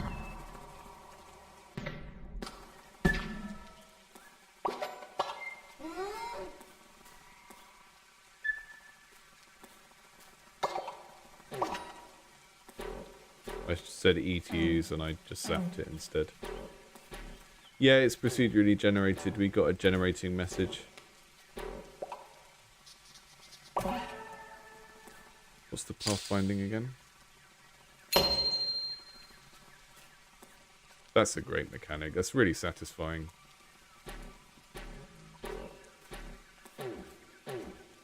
So this cooldown up here is that pathfinder that does the like single zap through everything. We've got different materials here as well. So this is like I guess this is supposed to be like petrified wood or something. It looks like, but it's harder to break through than the mud. So the mud you sort of just easily take a big chunk out of, but this goes through it really slowly. What is this? ETUs. Oh, you get the same thing as when you blow it up.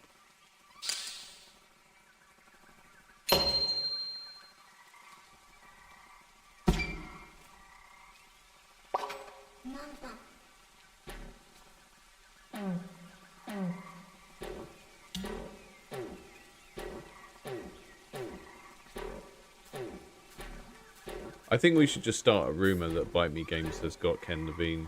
I think that's funny.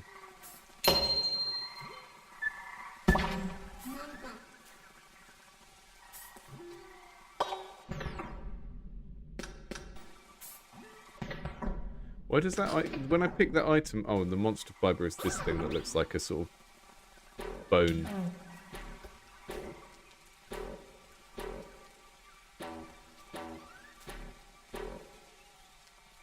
I think this is one of those games that I'm not going to have a great deal of feedback on.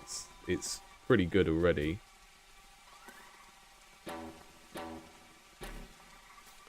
I think... Yeah, I just think some of the text choices in the UI feel a bit janky because they don't feel like they match the art style, because the art style is very sort of hand-drawn.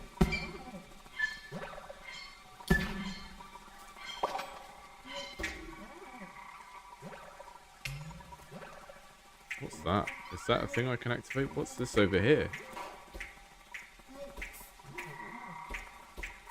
But yeah, so it's sort of like, what if Terraria was vibes?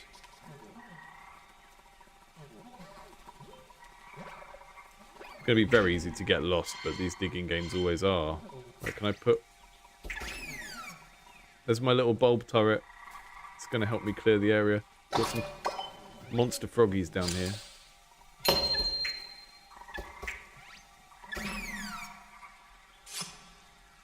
I think most items you can use as projectiles. Yeah, they just... Most of these items change the way that your gun fires. So look, I've got a light bulb.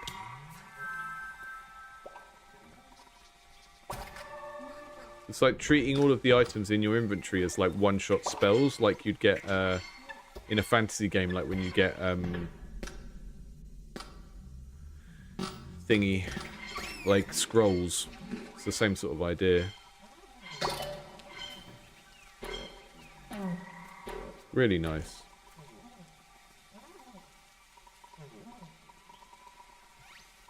Seamus is developing the Bite Me Games lore in the chat.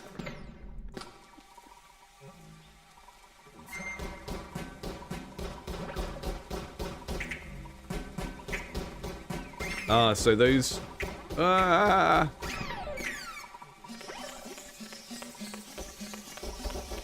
worm gun.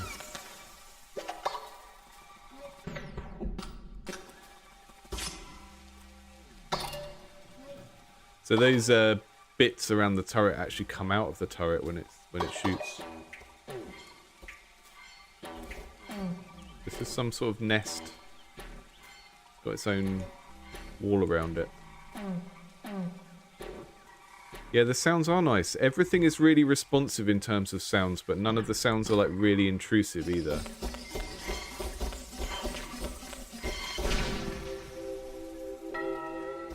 Oh yeah, okay, so you do lose a whole life when you get hit, so it's very unforgiving in that regard. It's kind of like Spelunky or something. We're going to get a drone. How do they work? It's got a tiny little face on, if you can see that. That's very cute.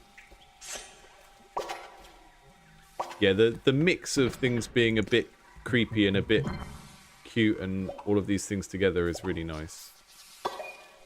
I've got a fart pod. What more could you want? Let's throw a fart pod down there. Look at all those froggies.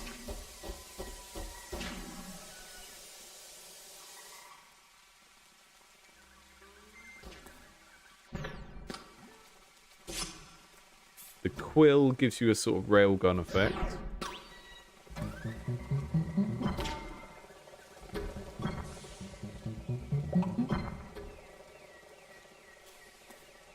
What's that? Nice of the ancients to leave all of these lovely shops around for me.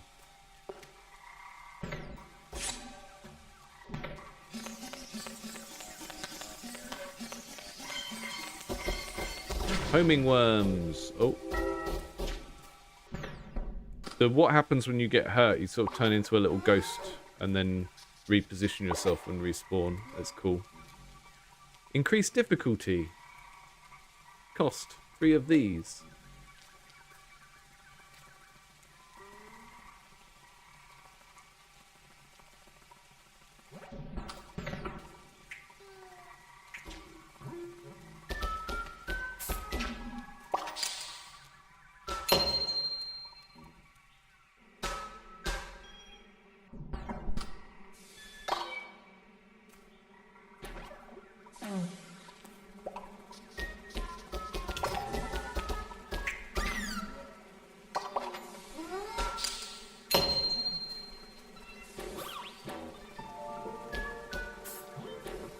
New room unlocked in the Reaper's Palace. I don't know what that means. I'm guessing... I'm totally guessing, so this is not based on anything, but I'm guessing the Reaper's Palace will be our, you know, after you die, where you go back to, you know, Hades type place.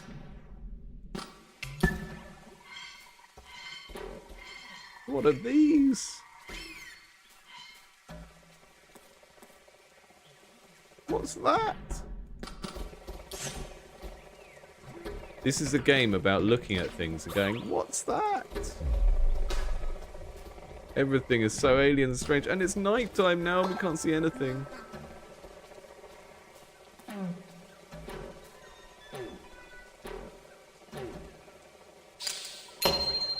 Uh-oh. What's that?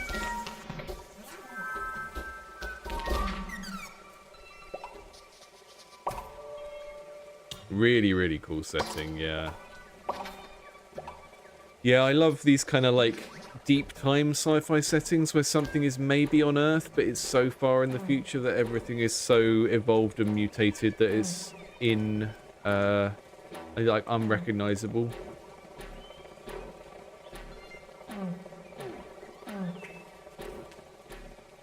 Oh. What's that? Vine Wake boots. What do they do? Hinder creatures with a trail of lush foliage. Player speed slightly increased. Is that a passive thing? Do I always have them on? Yeah, I think that's just a... So that's got a little green highlight that I think means it's like a permanent thing that I always have now. Ah!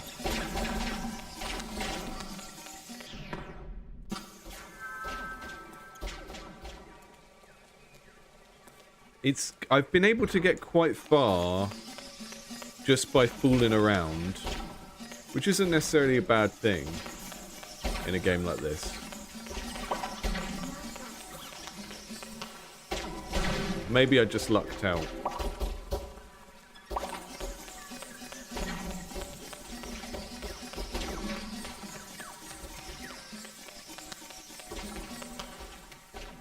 Sort of like bioluminescent plants following me around.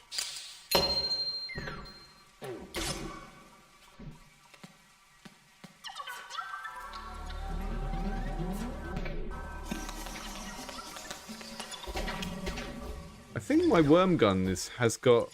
It seems to be infinite. I don't seem to be losing this resource when I use it up. Uh-oh. What's this place?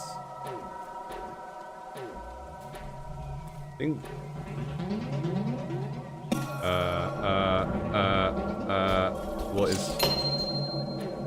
Okay, so this place is basically too tough for me to mine. I can't do anything from in here. and I just respawned in this weird little brain sack, and I can't get out because so I died. I turned into a ghost, and then when I respawned, I'd sort of gone through the wall.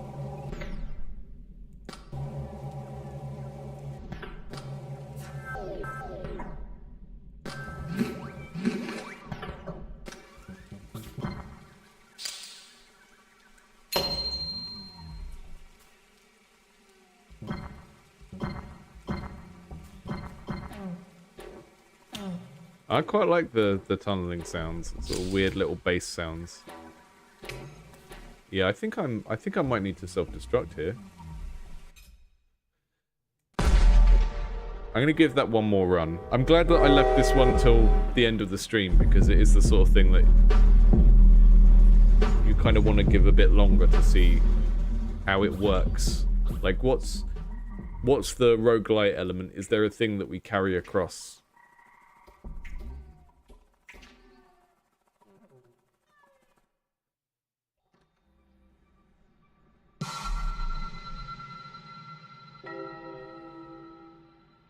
So this is this the Reaper's what's name?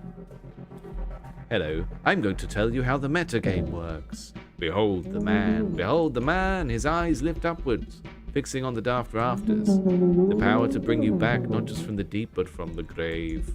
He lowers his gaze. You are now like me. The threads of immortality run through you, empowering you, directing you. A father and daughter infused with life eternal. He laughs strangely, his gaze rising again towards the violet haze swimming among the rafters. Go on. You have more dying to do.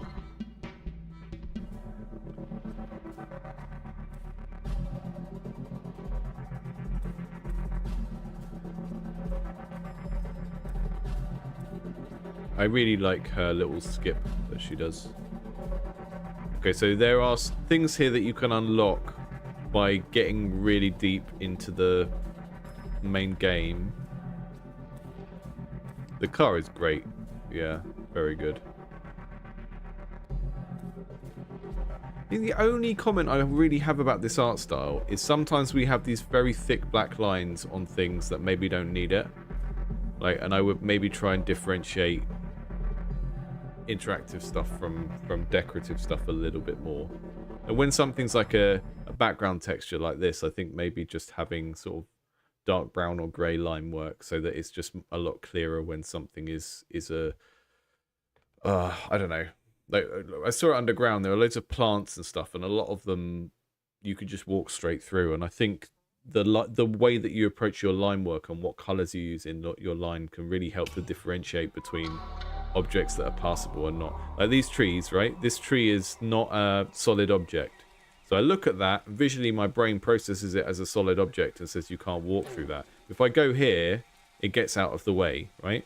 So I think you could pre-message that by just making any object that's not a passable, interactable thing, maybe just mellowing out the line work so we've got dark green lines here instead of black or something. I'm not sure.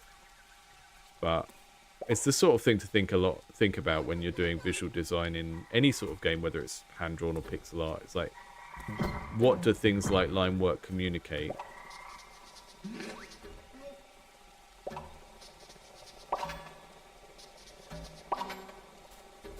I don't have any way to fight these guys until I've picked up some items.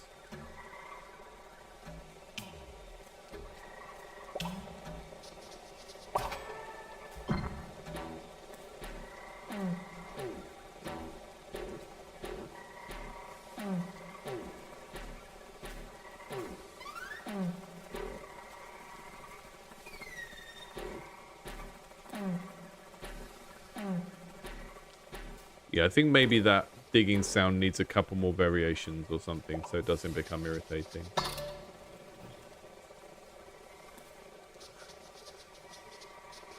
There's a lot of colonoscopy chat going on today. That's fine. Sometimes you just gotta get it done. Right, we got some ammo now. We got some stuff we can do some things with.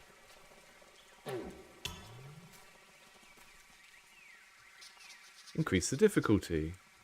I don't have enough of those things. Oh, did I do it? I did it. Don't know why I'd want to do it, but I did it.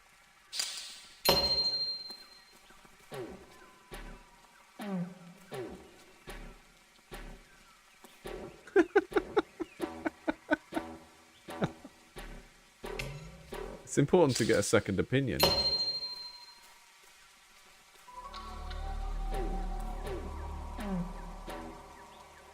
Look at these wormies. See, they're another prime example. If they are decorative and they're not really a gameplay thing, then I would give them like brown outlines rather than black outlines. Just because it helps to give the players like a mental guide of what is more or less important to what they're trying to do.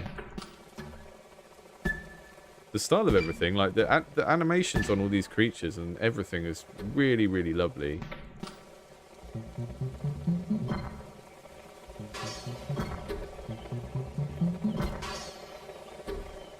I can boop these around.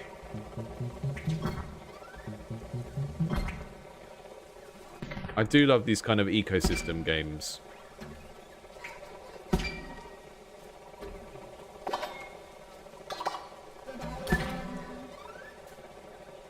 And again, if I compare this to something like Terraria, it's so much more interesting to have a weird alien world where it's not like, oh, it's a slime and then it's a skeleton and stuff like that, because every new creature I encounter in this, I'm just like, what the hell is that? This is like some sort of alien octopus thing that's jumping around.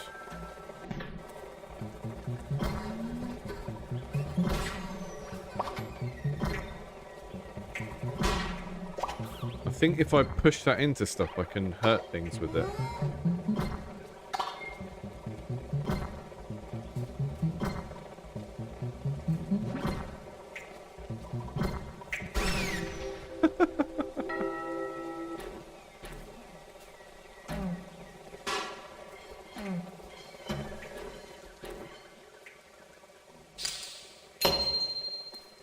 Really, I think there's an interesting link there between the kind of type of world building you do and the relationship to sort of puzzling things out or exploration or whatever. Because if you have a very alien world like this, it means you have to be quite cautious. Like, you come across things and you're like, okay, I can look at that, sort of have an idea of how it might behave, but so much of this stuff is so strange that, yeah, you really have to study the things to work out what they're going to do. This guy is walking down there.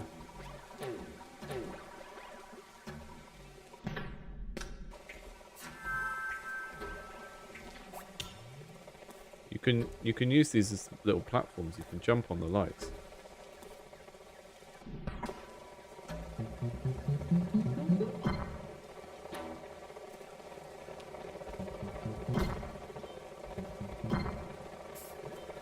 These little propeller things. I can boom them into things and then they... Okay, that's cool. Oh, I want to get near one of those big pink things and sort of push it around with me and use it to hurt other things. Whoa!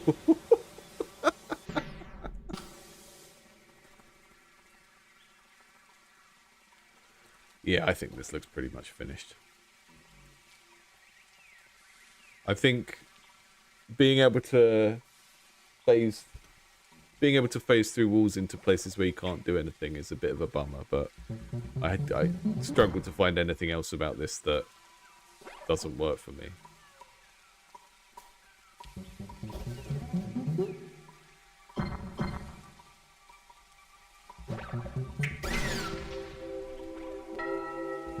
Ah! I missed the chest.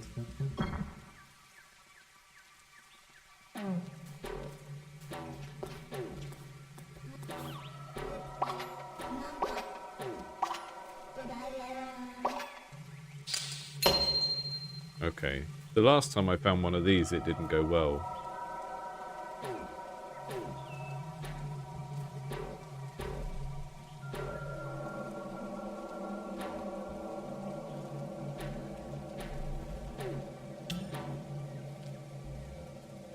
Kapuscinski said, the world keeps getting deeper while retaining overworld structures feels similar to Inside. There's a similar sort of curiosity.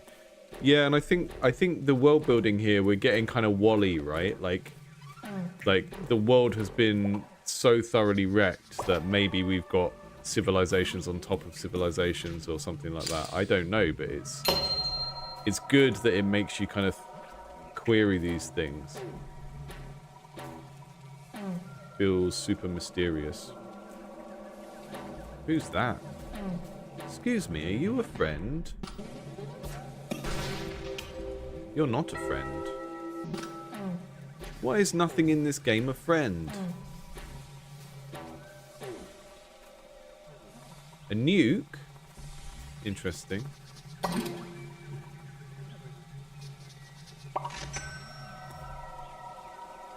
Let's take a nuke up here.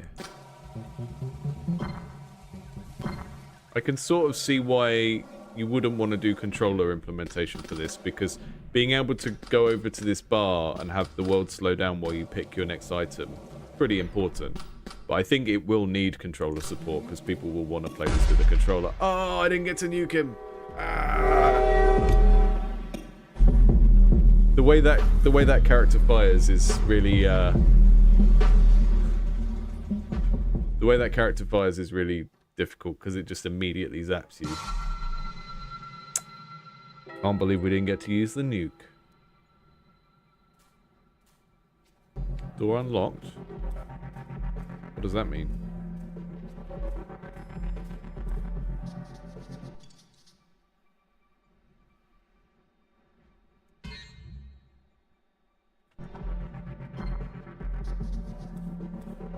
Starter kit. Right, one more run, and then I'm shutting down for the day. We've got other stuff to do. Whee! Generating depths. Please do not press any buttons.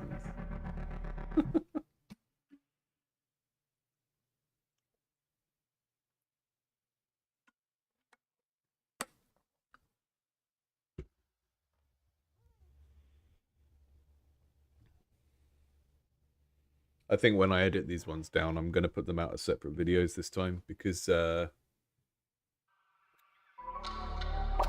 third one was a little bit scary, and people might want to watch it on its own or not watch it, because there was a lot of blood and guts.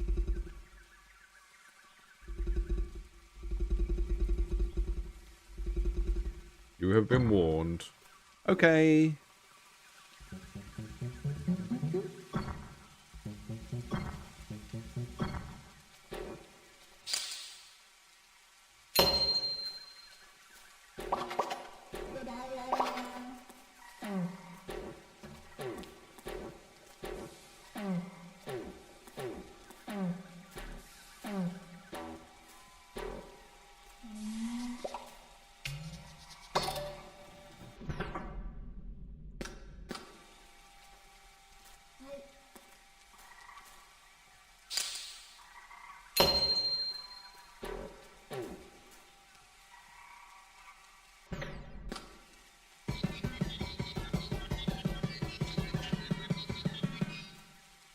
Nice. Like the little Terminator Gatling gun thing is pretty fun.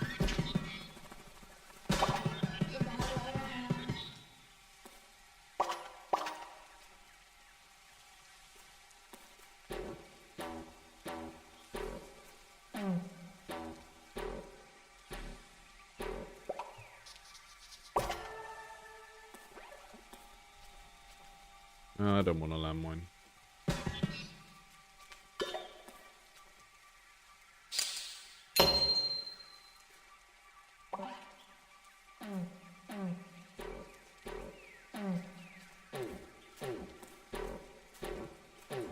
Yeah, the use of like glows on the different plants and stuff is great.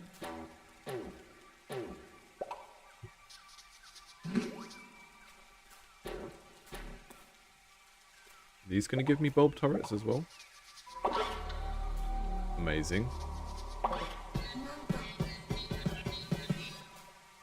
What's that? A recycle turret.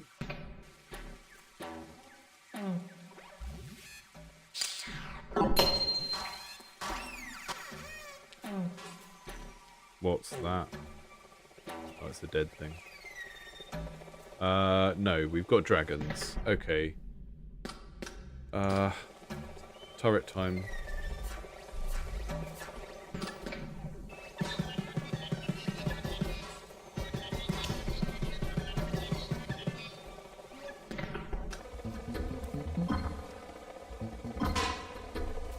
These are fun. I don't think I can really use them safely, but they're fun. Venom pistol? Yeah, I want a venom pistol.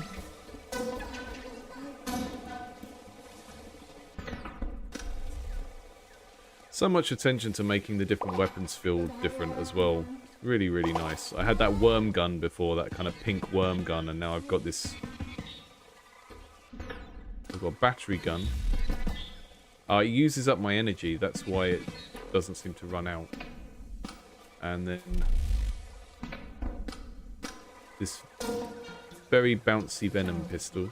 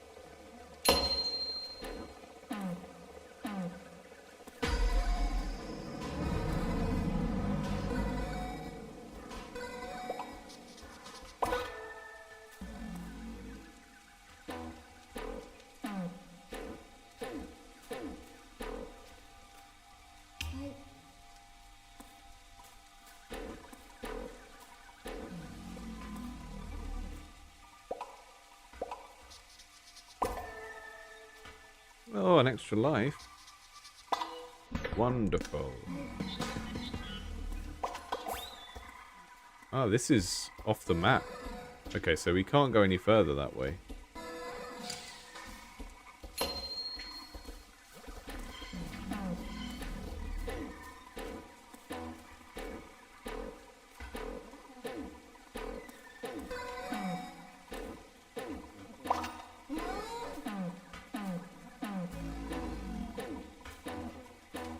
I was doing individual clicks for the digging before, but you can just hold it down.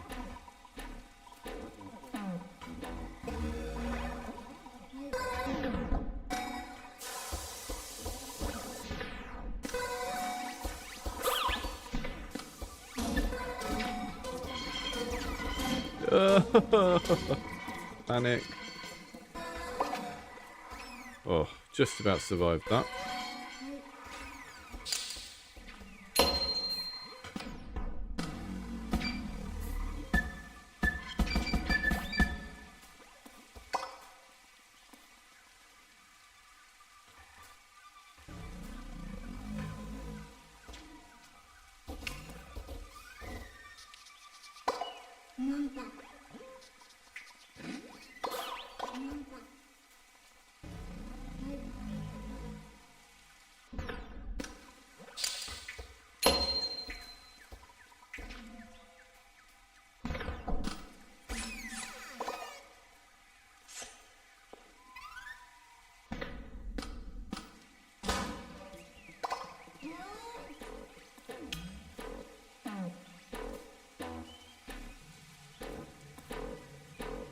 I quite like most of the sound design here, but I do think the digging one is maybe a bit of a problem.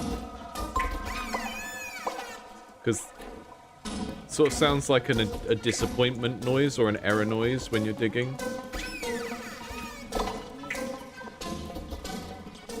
But a lot of the rest of the sounds to me it's just alien, and very much fits the vibe of the game, but I think the digging should feel a bit more satisfying because it's very repetitive action, doing a lot of.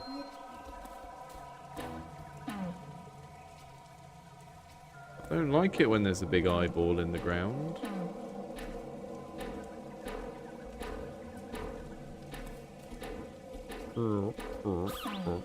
Also, if I'm holding it down like this, the way it's sort of like tick-based, isn't it? The digging, but I can hold the right button down and it just kind of carries on digging. It makes me feel a bit more like it should be a bit more gradual, like the blowtorch in Worms. Boomer game reference alert. I need to make one of those signs. You know those days since last accident signs? But it'll be like days since Joe last talked about Worms, a game from 1994. Oh. Accidentally dropped my flame turret. Let's push it. Oh, is it attached to that? Have I put a turret on one of these balls? Yeah. Let's do more. Let's do more. Yeah.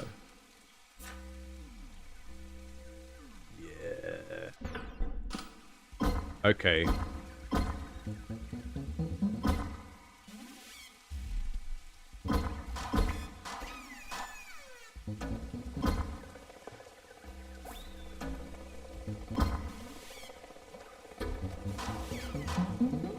Oh no, those things are going to blow up on me. Ah!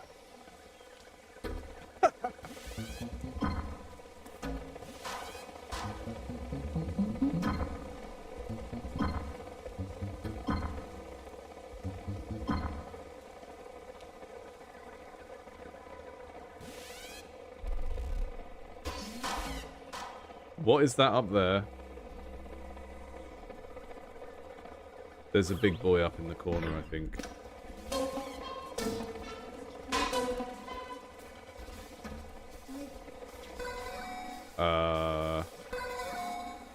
Excuse me.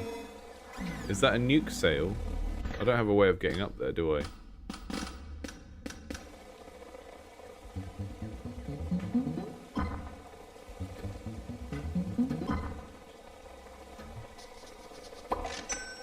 We gotta nuke something. Surely. Right, I saw a massive creature up here.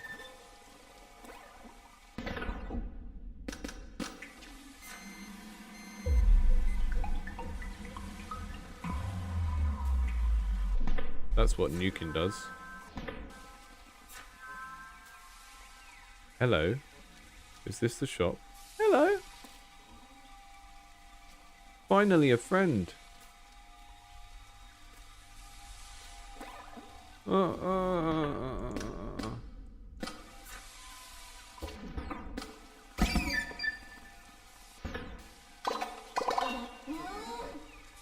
Is this the door? Do I have to go?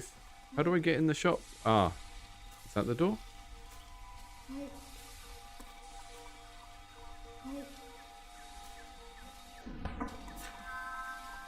How do I get in here?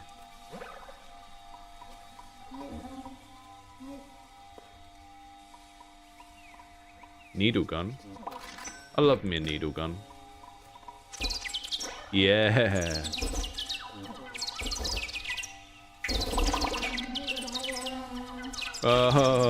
No.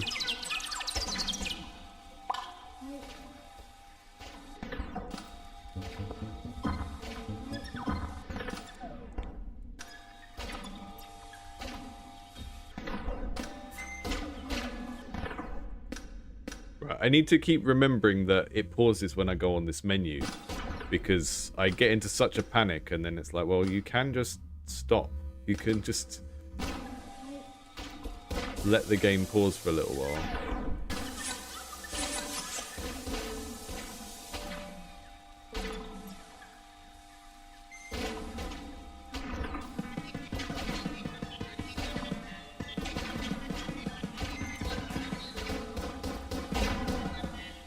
I think the reason why some of the sound effects come across as a bit weak, I think they just want the game to be really flowy, so nothing is like too dramatically loud or anything.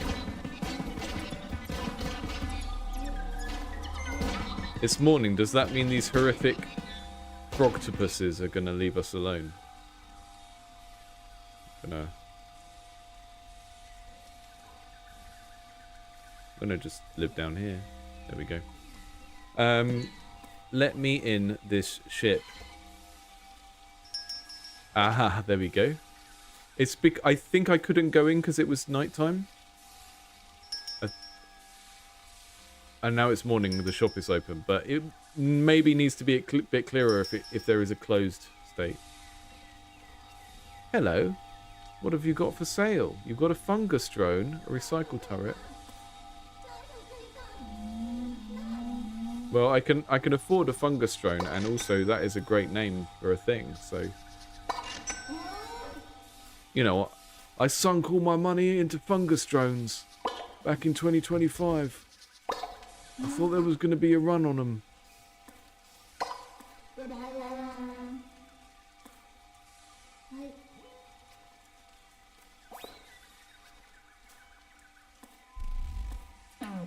Oh, big boy up there. That's the big boy I saw before.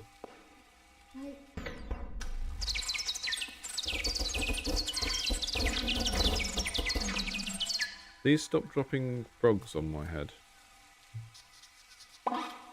What is... Oh, it's just one of those dragony things.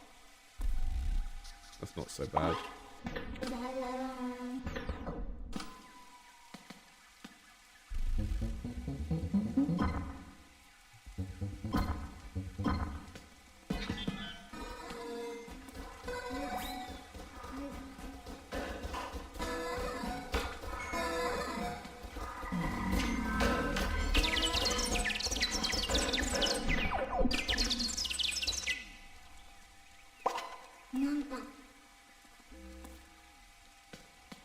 I want to continue my journey on a ball again. Can I get over there?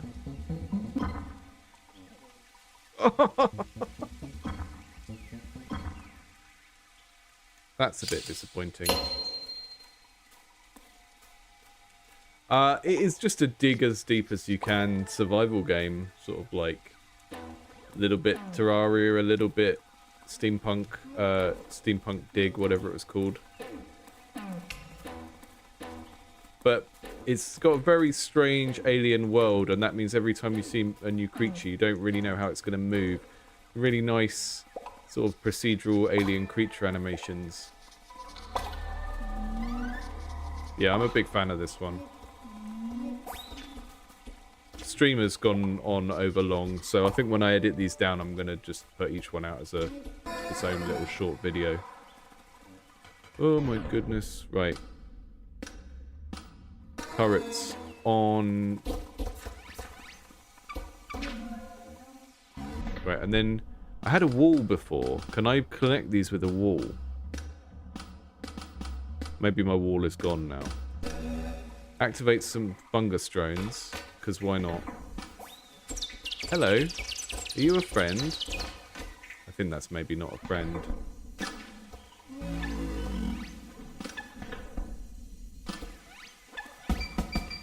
So it takes a while to realise, but this is sort of the game, this part of like building these World of Goo style interconnected things and drifting around on them.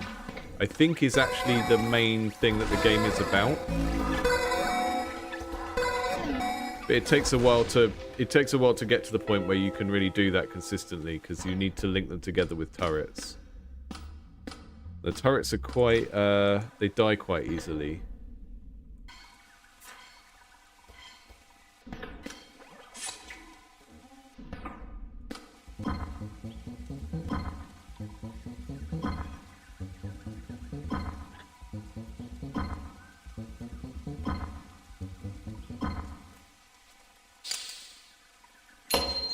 That doesn't go through that.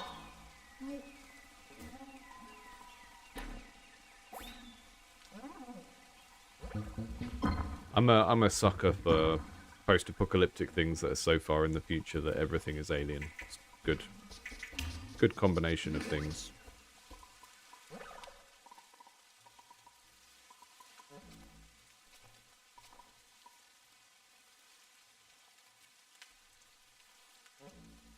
one of my favourite tabletop role-playing settings is Numenera, and that's like this.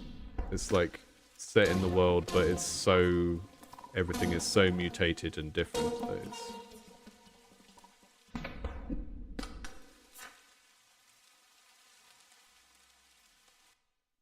I don't think I can dig through this, and I think maybe I've got so deep without the upgrades I might need.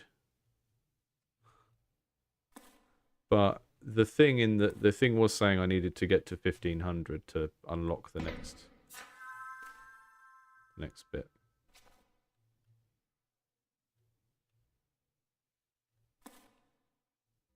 Creepy silence.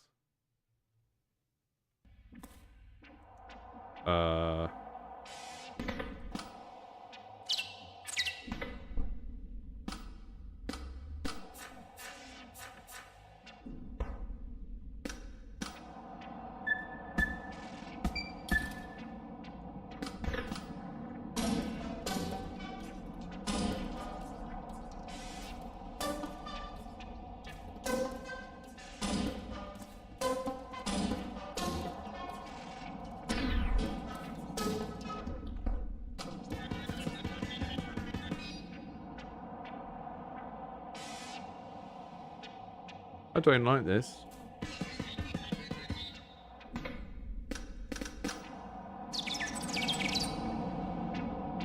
In we go. Oh. Oh. Not a monster. Hey, Casey. Not a monster. Just a hungry guy.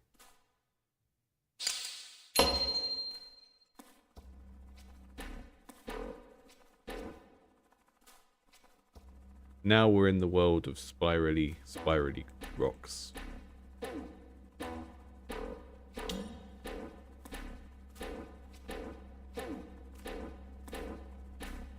Right, I'm playing this till the next time I die, and then logging off. Because this was supposed to be a 2-hour stream, it's turned into a 3-hour stream.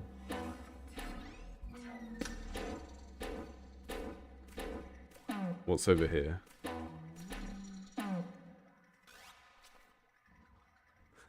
Rubles.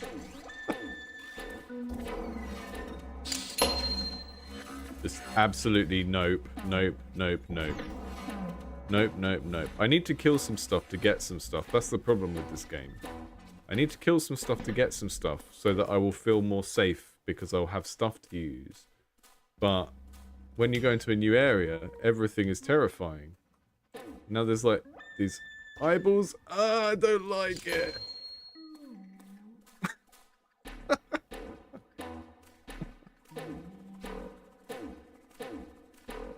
I just don't think eyeballs should be in rocks. It's not my favourite.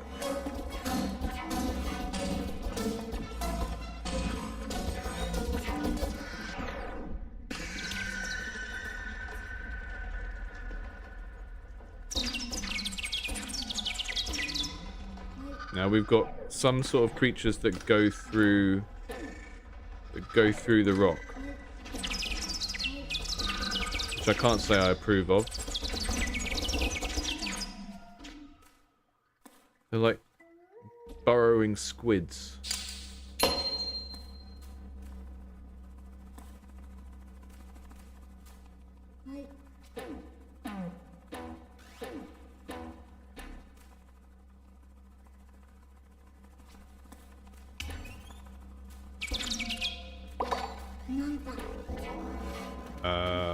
Maybe I don't want to hang out with that guy down there.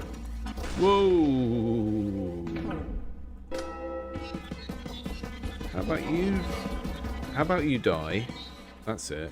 You die, and then this guy down here also dies, I think. So there's some interesting stuff going on here with difficulty and visibility, where we've got lots of red and black on red and black here. And this is the kind of thing that's bad for doing in very early in a game, but because we're in the second area and the game is supposed to be more hard, it's kind of okay for it to be lower visibility.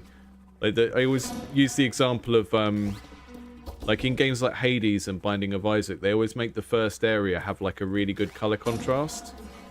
So if you've got like a red character start in a green or blue area or whatever, and then later on, if you want to put your red character in a red area, it doesn't matter because people know how to play the game by then. Making it hard for them to see can then be like a fun thing because they're invested in playing the game. But you don't want it to be hard to see right at the start.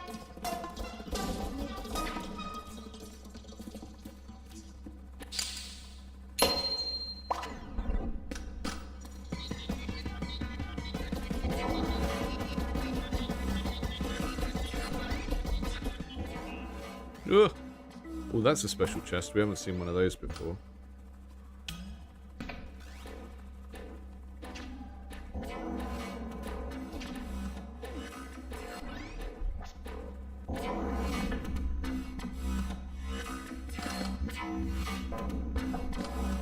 There's a lot of dubstep aliens down here.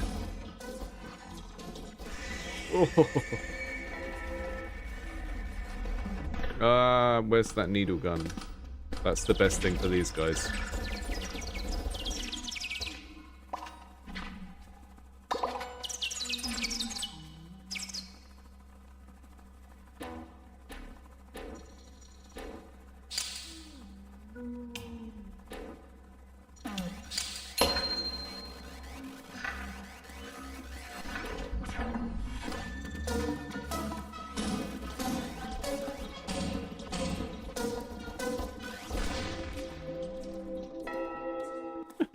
I don't even know what I fell into then. It was so quick.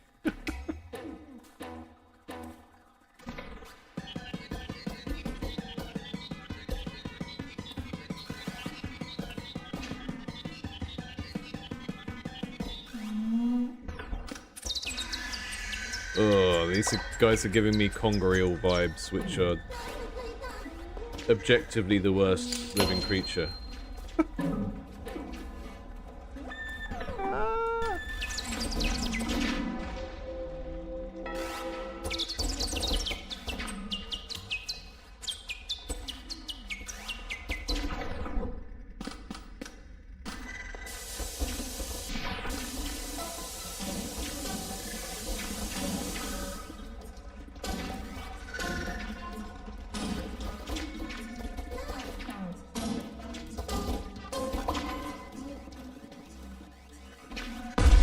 Oh.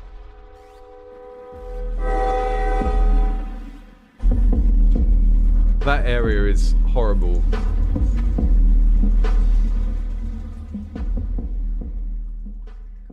Well, that's it for today. I'm gonna call it a day there because otherwise I'll just be playing this all day and I have other things that I need to do. So thank you for coming. And I will see you soon. Next week we have another one of these on the Thursday, which is going to be strategy fantasy games. And then on Tuesday it will be our Discord stream. So that will be games submitted by people who are part of the Indie Game Clinic Discord, who will, you know, some of them will be games we've seen before because of the nature of that stream, but it's something we do once a month. And yeah, we've had a bunch of new Patreon subs come in the last week, which is nice. I don't know if I just pushed it a bit harder. I don't remember. But thank you to everyone who's doing that. A new thing I've been doing on Patreon is these... When I do a sort of lecture-y style video, I put a version up on here so people who are on Patreon can get the no ads version and not have to watch ads on YouTube. And also like the slides that go with it as well. So that's something that people asked for. So I've started doing that. And also coming up week after next, we've got Fantasy Time Strategy next week, and then the week after I'm going to be doing another one of these workshops. I'm going to be doing a world building and environmental storytelling workshop. That format last time was pretty popular when we did this narrative design introduction to characterization and dialogue. So I'm going to be doing these kind of workshopy videos every couple of weeks, doing them live and then editing them down, because it's quite nice having the live version where you can interact a bit more.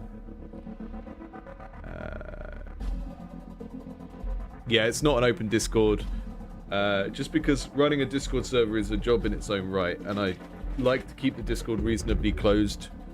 So people who are supporting the channel have Discord membership, and also every time I feature games on one of these Indies Under the Knife live streams, all of the developers from those games get invited as well. So there are ways of getting in for free, but you have to submit your game to Indies Under the Knife and then hope you get picked, because everything goes into the big old spreadsheet.